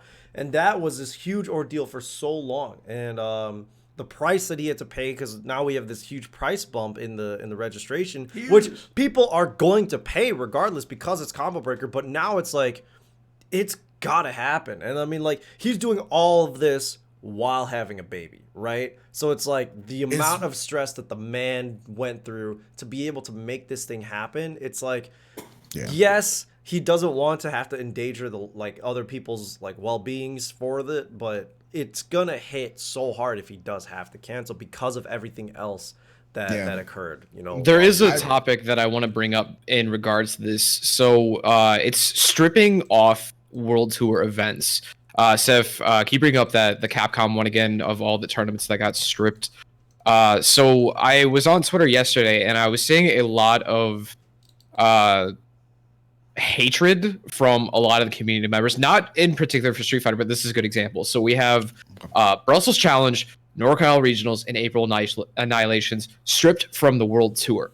So coming up is Final Round. A lot of people have already booked their flights, are already there, ready to go. And now for the Soul Calibur people in particular, that's no longer a World Tour stop. And now Soul Calibur World Tour did not have many stops to begin with. So a lot of the people feel cheated out of their points because they have already dropped their money for that event. They've already spent their time going out there, and now they don't have a chance to get the points. And they also have zero chance to get their money back because they said that shit was non-refundable, bro. Yeah. They're So here's the thing with the World Tour events being kind of the status being revoked from a lot of majors is this is going it's an unfortunate thing, but if publishers allow their dojo events or whatever they have you to either amplify or increase the amount of points you can get from them, or make it easier to like qualify as a dojo event, and you can have like more of them count towards your total. It's not the perfect solution, but it could alleviate some of the issues of just points disappearing. Yeah. Right? Because they can say, hey, we know that, you know, final round is no longer a CPT, but whatever our version of dojo events will be, you can theoretically get enough to try to make up for some of that. Now, it's not going to be perfect, obviously, because for dojo events, because they're community run for the most part, if you're not in a local scene, right, then it has to be like maybe a monthly or something like that you go to, but it's at least something. So I think that it's an opportunity actually for certain publishers to get a little bit more goodwill, because there are going to be some people who say, well, Capcom shouldn't do that, right? Like they shouldn't take away just because of this. But you also have to remember the position of Capcom is they're in Japan. Japan right now is a level 2 travel city, right? Yeah. Country for COVID, right? So like CDC is like Japan is level 2. So if you go there, if you go there, you might get hit with the level 3, but you have to, you know, go under quarantine. You have to, you know, do all of this stuff coming back. And so I kind of foresaw this happening with a lot of the publishers because they're from Japan. So it's going to be hard for them to even get into the States, you know, let alone people traveling there for like, you know, Tokyo Masters, but even coming here, it's going to be very difficult for them. So we'll see what happens. I hope that they change the dojo style events to try to make up for some of that point loss, because that to me would be one of the best ways to do it. So the question that I wanted to originally bring up is something I responded to. Necromaster actually brought this up. Is for the people who have already dedicated their time and their money to going to that tournament, why would you strip away the points from the people who are already going? So Final Round can no longer count for Soul Calibur World Tour. So, you know, there's still going to be people going there, and he just simply asked, why can't we still get points? I brought up what Dan just mentioned, in that it's, I think, smarter to take away the points, because what I think you're essentially doing by not stripping it is you're saying, hey, this is still going to be points. We know COVID's a problem, but just deal with it, bro. Just don't get sick. Do it. Just don't get sick, bro. Right. So, and that's not a good stance you want to have as a publisher, because you're just saying, we don't care about our players. The point system is still going to happen. We're still going to put everything on. If you want to risk your health to go get points, that's on you. That's not on us. And I know it's not being directly said that way, but it comes off that way to me, at least. It comes off that way to the people who are willing to get upset about it. Obviously, the people who don't care, don't care. I was watching Boomcast on the way to our local yesterday, and they were saying, like, you know, coronavirus is now, like, state of emergency. California's a state of emergency. Everybody's buying all the damn toilet paper. MYK is, like, got a pyramid of toilet paper, blah, blah, blah. And then that very same day, they had a 48-person bracket for Tekken. And it's like, clearly no one cares, or at least the people that don't care, don't care. But business-wise, if they didn't take those away and someone got sick, it'd be their fault too. So there will people who will show up, but that's on them, because they are aware of the risk they are taking by surrounding themselves with people like that. Like, I know that, like, Final Round said, hey, we ain't refunding nothing, and Kayane was like, this is a very special circumstances. Why can't, like, you know, are we getting our money back? No answer. Of course, because, like, why would it? Why would you be able, like, they need it. They need it just for Final Round to continue to exist. Mm-hmm. Yeah. I think that it is going to be round. Yeah, well, I mean, look, the thing is, on the publisher end, I'm not sure on the event organizer end, but on the publisher end, they don't want to risk any liabilities, right? So even outside of, this is something that obviously, like, if you're a Japanese publisher, it's going to be hard to get into the US. They also don't want to be liable for anything that happens. I I don't know the liability clauses for like a pandemic. Like who studies up on that and has that just at the ready, right? But that could be one of the things. But from an event organizer end, just like I just saw a tweet from 2 days ago, actually, from Rick saying we are not currently planning to cancel or postpone Combo Breaker 2020, right? So it depends on where that liability falls, and if people can sue because they were like, well, you held an event and then I got sick with said virus, right? Like, where does the personal accountability of show, like, well, you showed up, you hit him with that smash GG fine print. I accept. They hold that contract for the rest. When was the last time you read that shit? I remember some dude was like immediately like he had a picture taken by a professional photographer, and like I think he was like, you know, this or something like that, and he was really upset. And the guy commented, is like, hey, I don't like the fact that this picture was taken of me, take it down. And they're like, you dumb bitch, you signed this agreement on Smash GG and you didn't even know about it. And he's like, when did I do that? And they sent the agreement, and he's like, damn. Gotta hold it. So, Damn, gotta hold that. Really gotta hold that. That's like the end user agreement on iTunes and stuff, man. You don't read it, but in reality, they're like, yeah, dude, we get to take an animal out of your house of our choosing. Yeah. Whenever we want. Yeah. Do you have just a cat? Sell your We information. are taking your cat and leaving. Here, sign here. And you do because you're stupid and you don't read it. By the way, I want you to know I read every unlicensed user agreement. Every single one of them, because the last time I didn't read an end license user agreement, with the exception of fighting games specifically, because, you know, I've already read them before. The reason I do is because when I signed up for the Marine Corps, I had a 4-year contract, and by the time I got out of the Marine Corps, it had been 5 years. I'm like, yo, just trying to start up a game that like had just come out. Can you imagine if you get Granblue and it's just like, hey, I've been waiting like an hour. Where are you? I'm reading the end. I really do. Because like, Nah, I thought you were taking a completely different direction. I was thinking like, you know, I'm reading the end license user agreement, and by hitting agree, it actually says I'm signing the contract for the Marine Corps. man, I got hit with the meanest mix. They're like, you're gonna fix computers, bro, and I was like, I'm gonna fix computers for 4 years, and they're like, yeah, see you in 4 years. My recruiter said that to me, to my face, and then I was like, all right, tight. And then I was fixing planes, and it had been 5 years, and I have clinical depression. like. Come on, bro. That's a whole nother podcast. All right, so let's wheel it back on here. So the point that I want to bring up, what I think Necro was getting at, is what about the people who have already spent their money? So Warner Brothers said that they're going to reimburse travel fees and whatnot, but Final Round said you got to hold that. We're not refunding you your admission. So we have said it time and time again for, you know, a decade now, but FGC is poverty. And, you know, that's a joke, but it's also not. Dedicating money to go out to a major is a lot of money. So, Ham, you went to CEO last year, and what did that cost you? Almost $2,000? What? Yeah, bro, that's it. Right. And so I flew one other person with me. Right. So, but like not including Seph, how much did you spend going to Evo?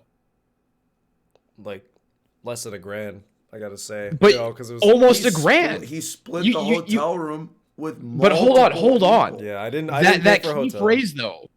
Oh, less than $1,000. The fact that you said that means you were close to $1,000. That was not all of us have $1,000 to just drop on a dime's notice. So when we do, mostly like it's significant.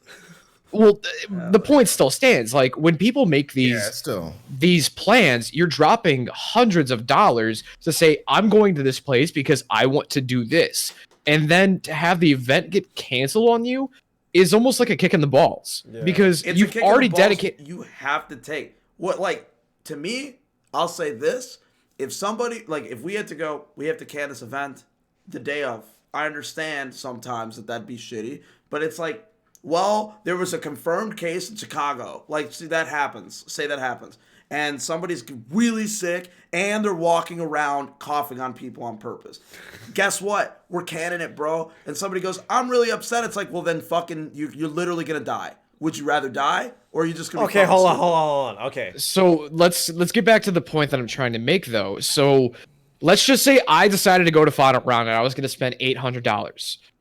$800 is not some small amount of money. And then I get hit with my plane can't get refunded for one, my ticket can't get refunded, and my hotel can't get refunded. So 3 things that add up to my major costs. I now just have to take to the chin. All of a sudden next year, I'm going to say, I don't want to do this again because I got screwed over last year. So I just can't trust any other tournament for the remainder of this year because I don't know what COVID's going to do. Now, do you think it's fair? I think one of the things to look into though is a little thing called traveler's insurance. It's true, which will be very important for traveling topics, and I think a lot of people are going to learn about that moving forward. Now, I mean, is it fair to cancel the event? The big point that I'm getting at is that by canceling this event, you may be burning people who would have gone to your tournaments in the future, or people who were planning to go to other tournaments in the future, but now are too afraid of all the cancellations. Because as you said earlier, Dan, we're in the beginning of the tournament season and COVID isn't going anywhere. So how does that affect your average person's decision to go to other tournaments throughout the year? I mean, they'll still go if they can. I think they will still go if they can, but I'm cautious of framing it as canceling the tournament is something that's beneficial for either party, right? Like the organizers are not going to benefit from the tournament being canceled, and the people who are unable to go aren't going to benefit either, because even if you get to keep the money, there are other things like food and beverage venue sales that you're just not going to get, right? And some contracts depend on that. So, and then there's your sponsors. Like now all of a sudden this event happened and you had to cancel, and now your sponsors aren't getting what they paid for. So you might have to pay some of them back, even if you keep the registration money. So what I will say is that if you're planned to go to an event and it gets canceled, you don't try, and it's very hard to tell people to do, but try to think about it from both sides of the table, because you have to be understanding at some point of the entire situation. That's all I'm saying. And like, yes, canceling an event has its risk, but like, if let's say the event is hosted and something does happen, like, somehow they were like, this event, Fighting Game Fest 2020 in the middle of Indiana was like the point where COVID exploded into like uncontrollable situation. You can get hit with the DTN, was it? Where someone literally died? And then what? Yeah, that was poor organization, like altogether. That was like no water bottles. The venue was mad no hot. AC. Guy has I think it was like a heart attack, if I'm not mistaken. Yeah, I think it was like it was a seizure. Stroke, I think actually it was a seizure. Yeah, so that's what I'm saying. Like it's always a risk running an event in general, but I would rather risk saying like, hey, I know these people are going to be pissed off with me. If I really think that the liability will fall on my end, and I think that the situation warrants it, I would, because let's say you get to keep the $20,000. If you get hit with a lawsuit from like 100 people, you're not gonna have enough. Like it'll ruin you for the rest of your life. It's like, look how much money I profited, and then you get hit with the losing eSports. The next day, you're like, we don't have the money. Yeah, we don't have the money. And it's all great points, and I'm actually on that team as well. I was trying to play devil's advocate here by reading all the people's responses. And there are way more people who are pissed off saying, well, fuck this tournament. I don't get my money back. I don't care about these guys anymore, rather than thinking about the health hazard. I'm just going to keep it real, Chief. Fuck them. Like, they don't But know. you can't straight up say that to your community, because those are also the people who support you. And it's now the question of... If they really, really cared about the community they'd involved, they would not introduce a virus that could kill you to their own community, then get somebody sued so that then they can't run events for the community they're in the future. If they don't want to do that, if that's how they see it, they go, well, I'm going to be selfish and be upset for this specific circumstance. I understand that it feels one-sided for me to say this, but if you feel that way, I don't appreciate your opinion, because that's just unfair. You're being you're being selfish. You're like, okay, well, I want to play Tekken 7 right now, and I want to play it for a lot of money. And since everybody's getting sick, I can't do it. Fuck these TOs. No, dude, like, we have to do this. Should that happen, that is probably our response, because any other response is irresponsible. And if you do it any other way, it's likely that you will see consequences. Jayuna was saying the other day that in Japan, like, it's super bad. Obviously, they shut down Red Bull Gaming Sphere. But then they also said that, like, he also said the reason they shut it down wasn't because they shut it down, like that event, but because of the pressure of the people around them. Because culturally, they're like, why are you still doing this? Well, everyone else still is. And we don't have that problem in the U.S. We make our decisions based on how we feel, because that's just how we are. We're Americans. We're like, yeah, let's get in there and make it happen. Japan is like, we're a family. Why are you hurting us? And in this specific circumstance, I understand their perspective. You have to do the right thing for the greater good. And when somebody goes, oh, I want to do it, that's like them just being an asshole. You're just being an asshole. I don't care about your opinion. It doesn't matter. You get sick. Go see those medical bills as you pay $1,500 just to get checked for it. Hope you got good coverage. It's America, brother. I'm not James Chen's in here. Only person I know in this room that's not paying for their medical coverage is me, because I'm a veteran. That's it. Y'all are screwed. Go ahead, get COVID. I don't care. I'm done. Now I'm mad. All right. Well, I that's Ham's apologize for portion making of you the ham, podcast. Mad Ham. Like that was not the intention. So the questions that I really have are, how are these cancellations going to affect the next year? And another great point that I read up on is actually from Alex Valle, being online tournaments. If we continue to have this issue, will this actually push the devs to make better netcode so that we can start hosting things online so people don't have to risk their health? You know, I'm going to say this. If it takes a viral endemic like issue for them to go, we're going to fix the netcode, then I'm going to be pissed. I don't think that attributing a netcode fix to a viral outbreak is necessarily the wisest thing to kind of draw conclusions to. I think that this could possibly add into that factor, but I already think we're there. I already think that we're at the point where, you know, there's a lot of push for better netcode already. I think that this situation that's going on globally could possibly add to that sort of momentum, but I don't think it's like, yeah, we changed it because, like, well, yeah, it's obviously not going to be a all over the one-to-one, place, but like- it will have a influence on it for sure. Yeah, I think that if this destroys the 2020 tournament season And potentially 2021. and potentially 2021, online tournaments will have a chance. I think what it does is it provides a chance for online tournaments to improve even further, because I already feel like online tournaments have proven that they can be effective and work. But this will give it like the limelight, right? Because it might be the best way for a person That's to all we got. participate in tournaments. That'll Yeah. eventually be all we have. Like, I know, as I said before, in California, they're like, yo, if you're a game developer, you ain't leaving your house. You work from home. If you're this kind of worker, if you can work from home, you're working from your house. Like, the roads are empty. People ain't going nowhere. That's crazy to me. But that's where we're at. So, Yeah. that's how it is. I think that if this does turn out to go this way, it will actually bolster the fighting game community in terms of new players, because one of the biggest barriers to new players is that the netcode is ass. They can't get a connection with a good player and have even one frame delay, and if they do, they get decimated. So it's not feeling good when you go online, you're already playing in 6 frames of delay, and your opponent knows way more than you do. Yeah, I agree. I mean, that's one of the central. That's one of the central issues of the situation right now with online, is that the disparity in skill is emphasized most of the time.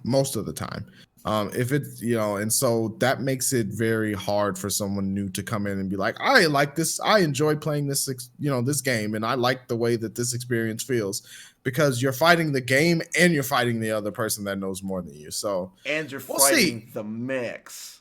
that set play. Yo, ESL bracket online, my first game was against the lowest rank possible in Soul Calibur. It's like I've never played a game online before in my life. And that was the first thing he did, was like, I'm going to play in this ESL bracket. That guy got 6-0, mixed out of existence, and probably never played again. He'll probably never play Soul Calibur Probably again. never going to play. He got mixed. Yeah. Or at least, like, not all. Because the next game I checked, he got DQ'd. Because NT poses a great point where it's like, you know, people just are not going to have the desire to stay in the scene if they don't have that positive first impression, right? So most times their first impression is online. A casual person picking up a fighting game for the first time, picking up Dragon Ball, Mortal Kombat. Mortal Kombat actually works on so they pick up Dragon Ball or like, you know, Street Fighter. Yo, somebody super dashes in on them 5 times and you can't do shit about it. Or they try to like super dash in on React, them. white boy, react. They get 2H like every single time. They're just not having fun. They're just like, this game's ass, you know. And that's how it breeds a lot of toxicity. It's how it breeds them to really never come back, and then they just forever stay a casual person. And then our community doesn't actively grow, right? So yeah, it's just the same dudes. Yeah. You'll start to see like, hey, like, well, now we know that this guy is the best Marvel 3 player because he's the one that shows up a lot. And then we cycle back to, it's poverty, because the only real way to have an optimal tournament experience or an optimal offline experience is pay money to go to your local or pay money to go to the major, you know. And that's a good point that Seph is making, because let's just say that I start playing some guy who lives out in DeKalb. DeKalb is almost an hour away from where I am.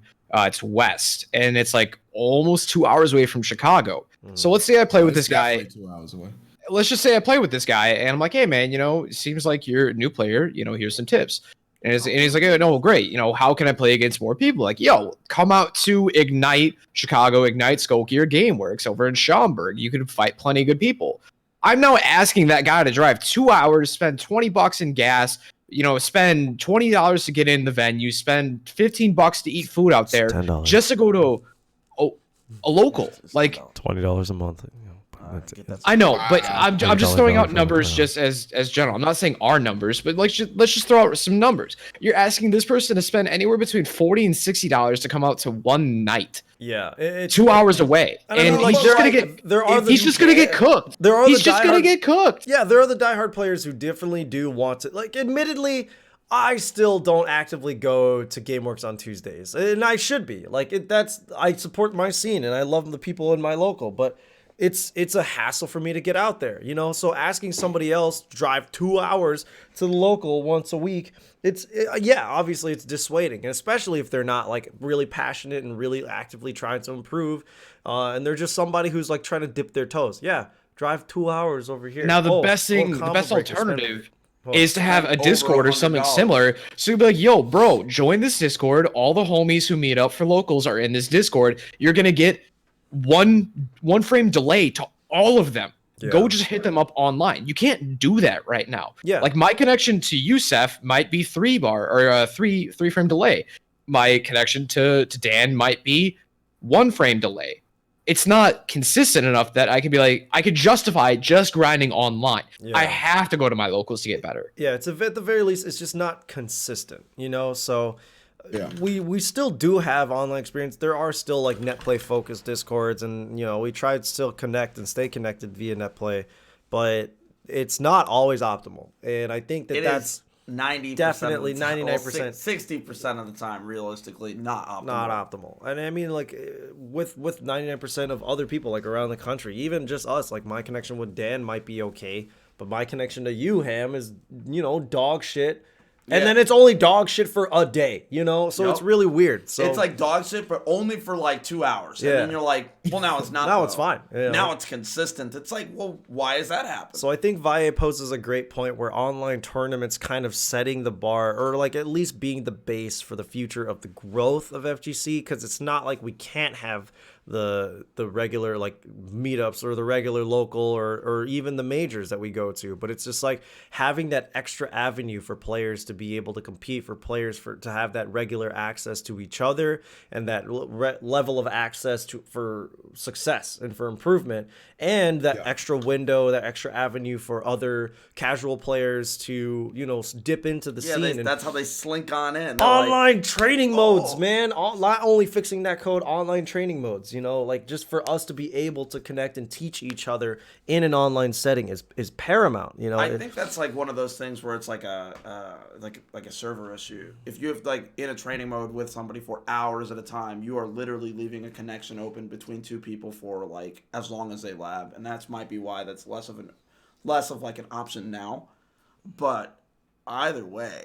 And to tie this all back to our original point of coronavirus is that if the netcode was better, you would never have had to lose out on the tournament to begin with.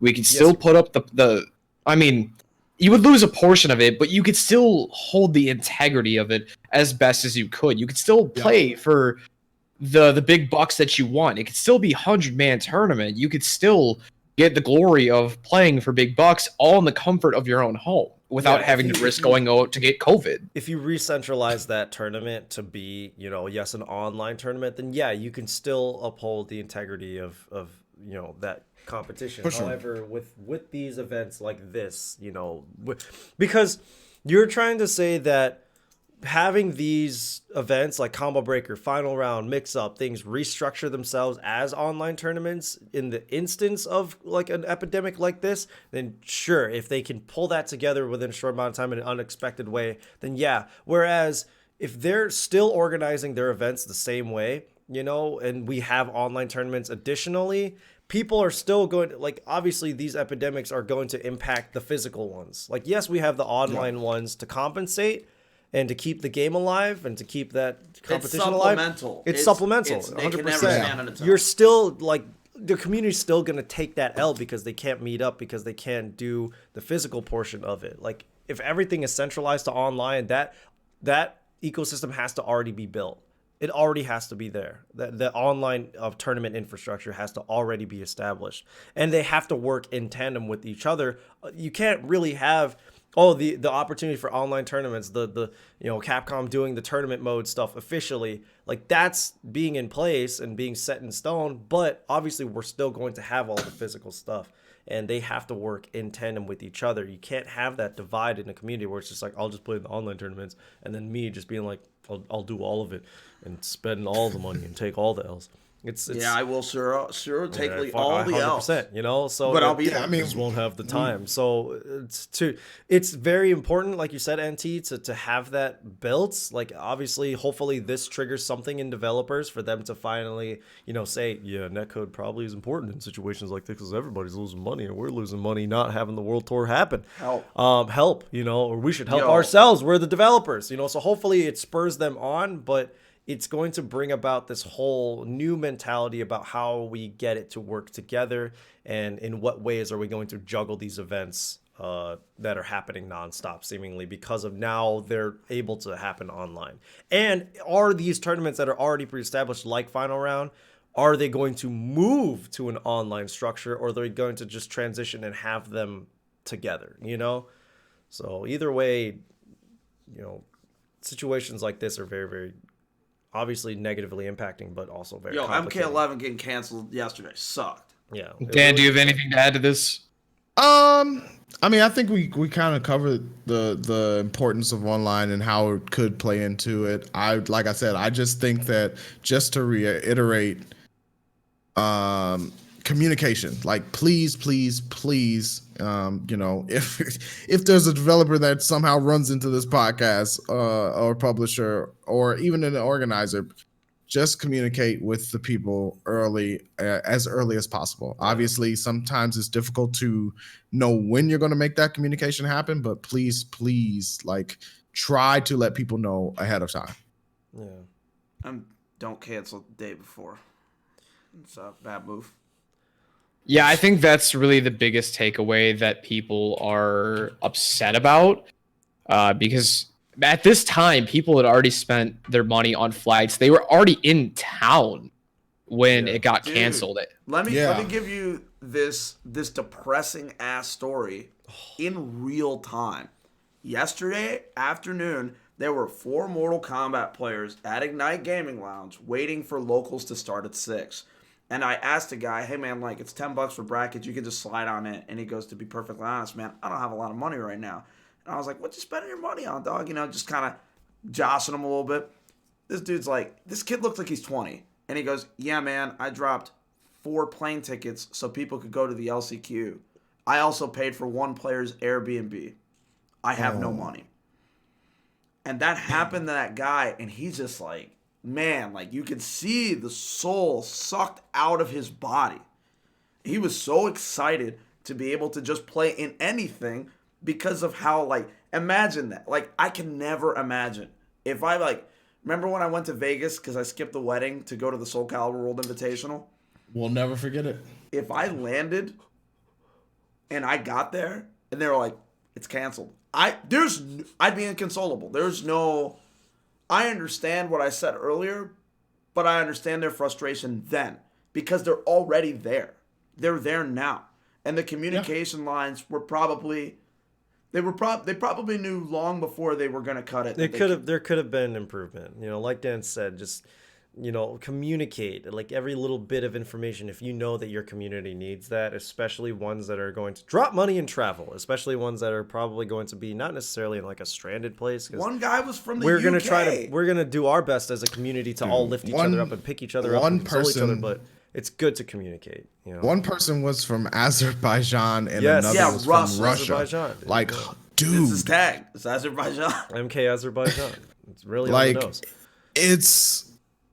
it was really unfortunate. Just from the player side, you could feel the players like happy to play MK, happy to talk to and hang out with one another, but you could also like just feel them kind of deflated, and you can't blame them for that because it hurts. Look on It certain does. commentators' faces in the MK community who will not be named.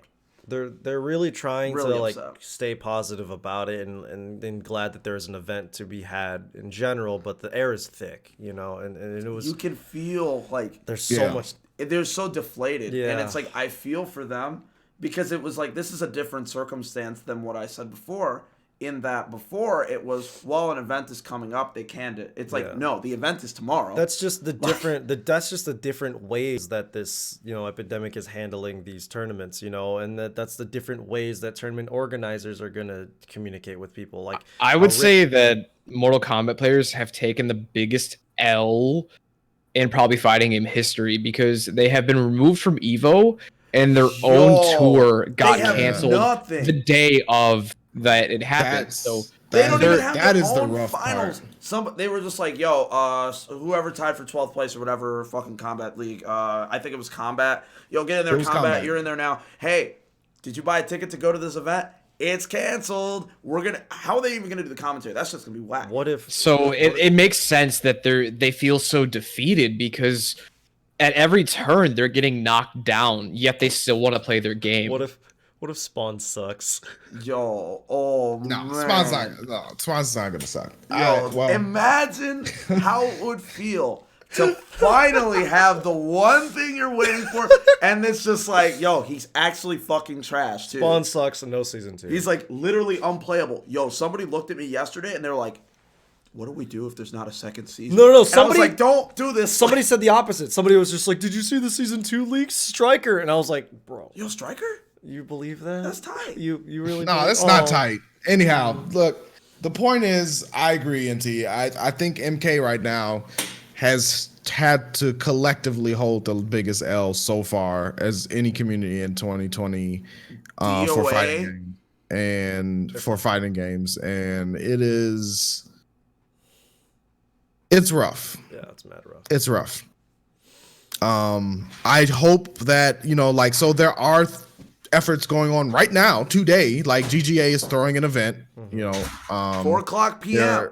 Go. Yep, 4 o'clock. Your fucking local. Yeah, if you guys don't know GGA, it's a Galloping Ghost Arcade in Brookfield, Yes. Illinois. Yeah. Yeah, look them up. If you are listening to this podcast, and live Live. and are able to go out there and want to play MK, there will be players out there that have traveled a long way to play Mortal Kombat. So please go and support them, because they're trying to do whatever they can to help the community that flew all the way here.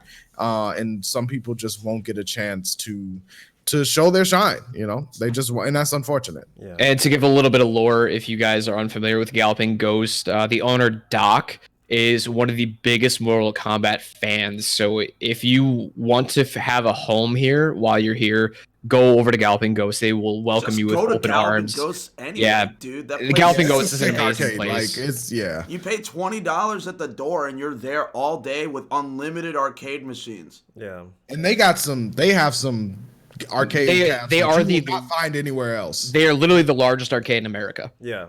Also, they have Ultra Street Fighter 4, so I'm popping off. If you spend all your money getting here, you might as well spend some more and go to Galloping Ghost, man. Definitely go there. Just go. Yeah, you won't be disappointed. So check them out. I think you said it starts at 4. The MK portion starts at 4, but you can get there early, hang out. There will be people there, and hopefully Somebody's it's a gonna be good time. playing Injustice in there. Absolutely. Absolutely gonna of be course. playing Injustice 1. On the Mix. on the arcade. Yeah. Mix. Yeah.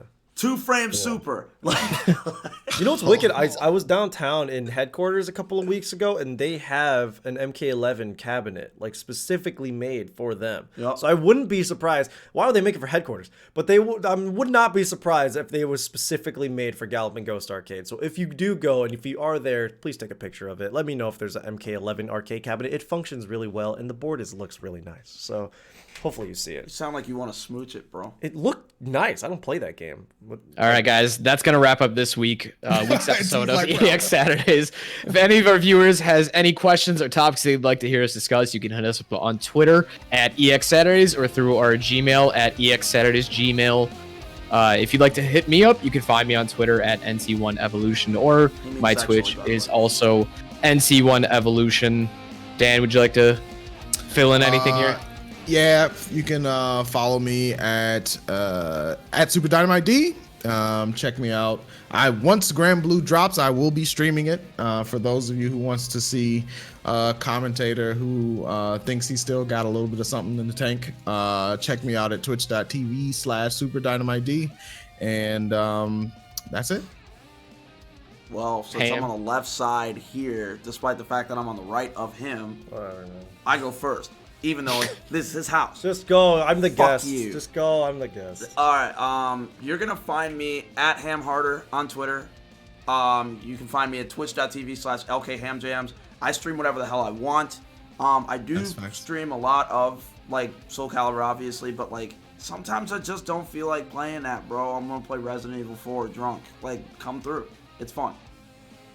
And of course, we had our guest today, Seph, who is actually always going to be in the background of every podcast. He is our local editor. He does a lot of great work. So if you've ever watched any of our YouTube videos, give a hand to this man. Seph, would you like to say anything to our lovely people watching and listening? I'll be here technically every week, helping you guys, checking out the podcast, helping run the podcast, but also watching all of you and moderating your chat, and also making sure that the show runs smoothly for all of you. So I'll be here behind the scenes. You guys can check me out over on my Twitter, twitter.com/SephMitchell. It's also where I post the calendars and the weekly updates for the FGC meetups right now. So feel more than free to follow that if you guys want those kinds of updates, if you are a frequent goer of the weeklies. I also do stream intermittently. I do have some plans for the stream, but that's also where Jugger Jam is going to be streamed. So twitch.tv/SephMitchell.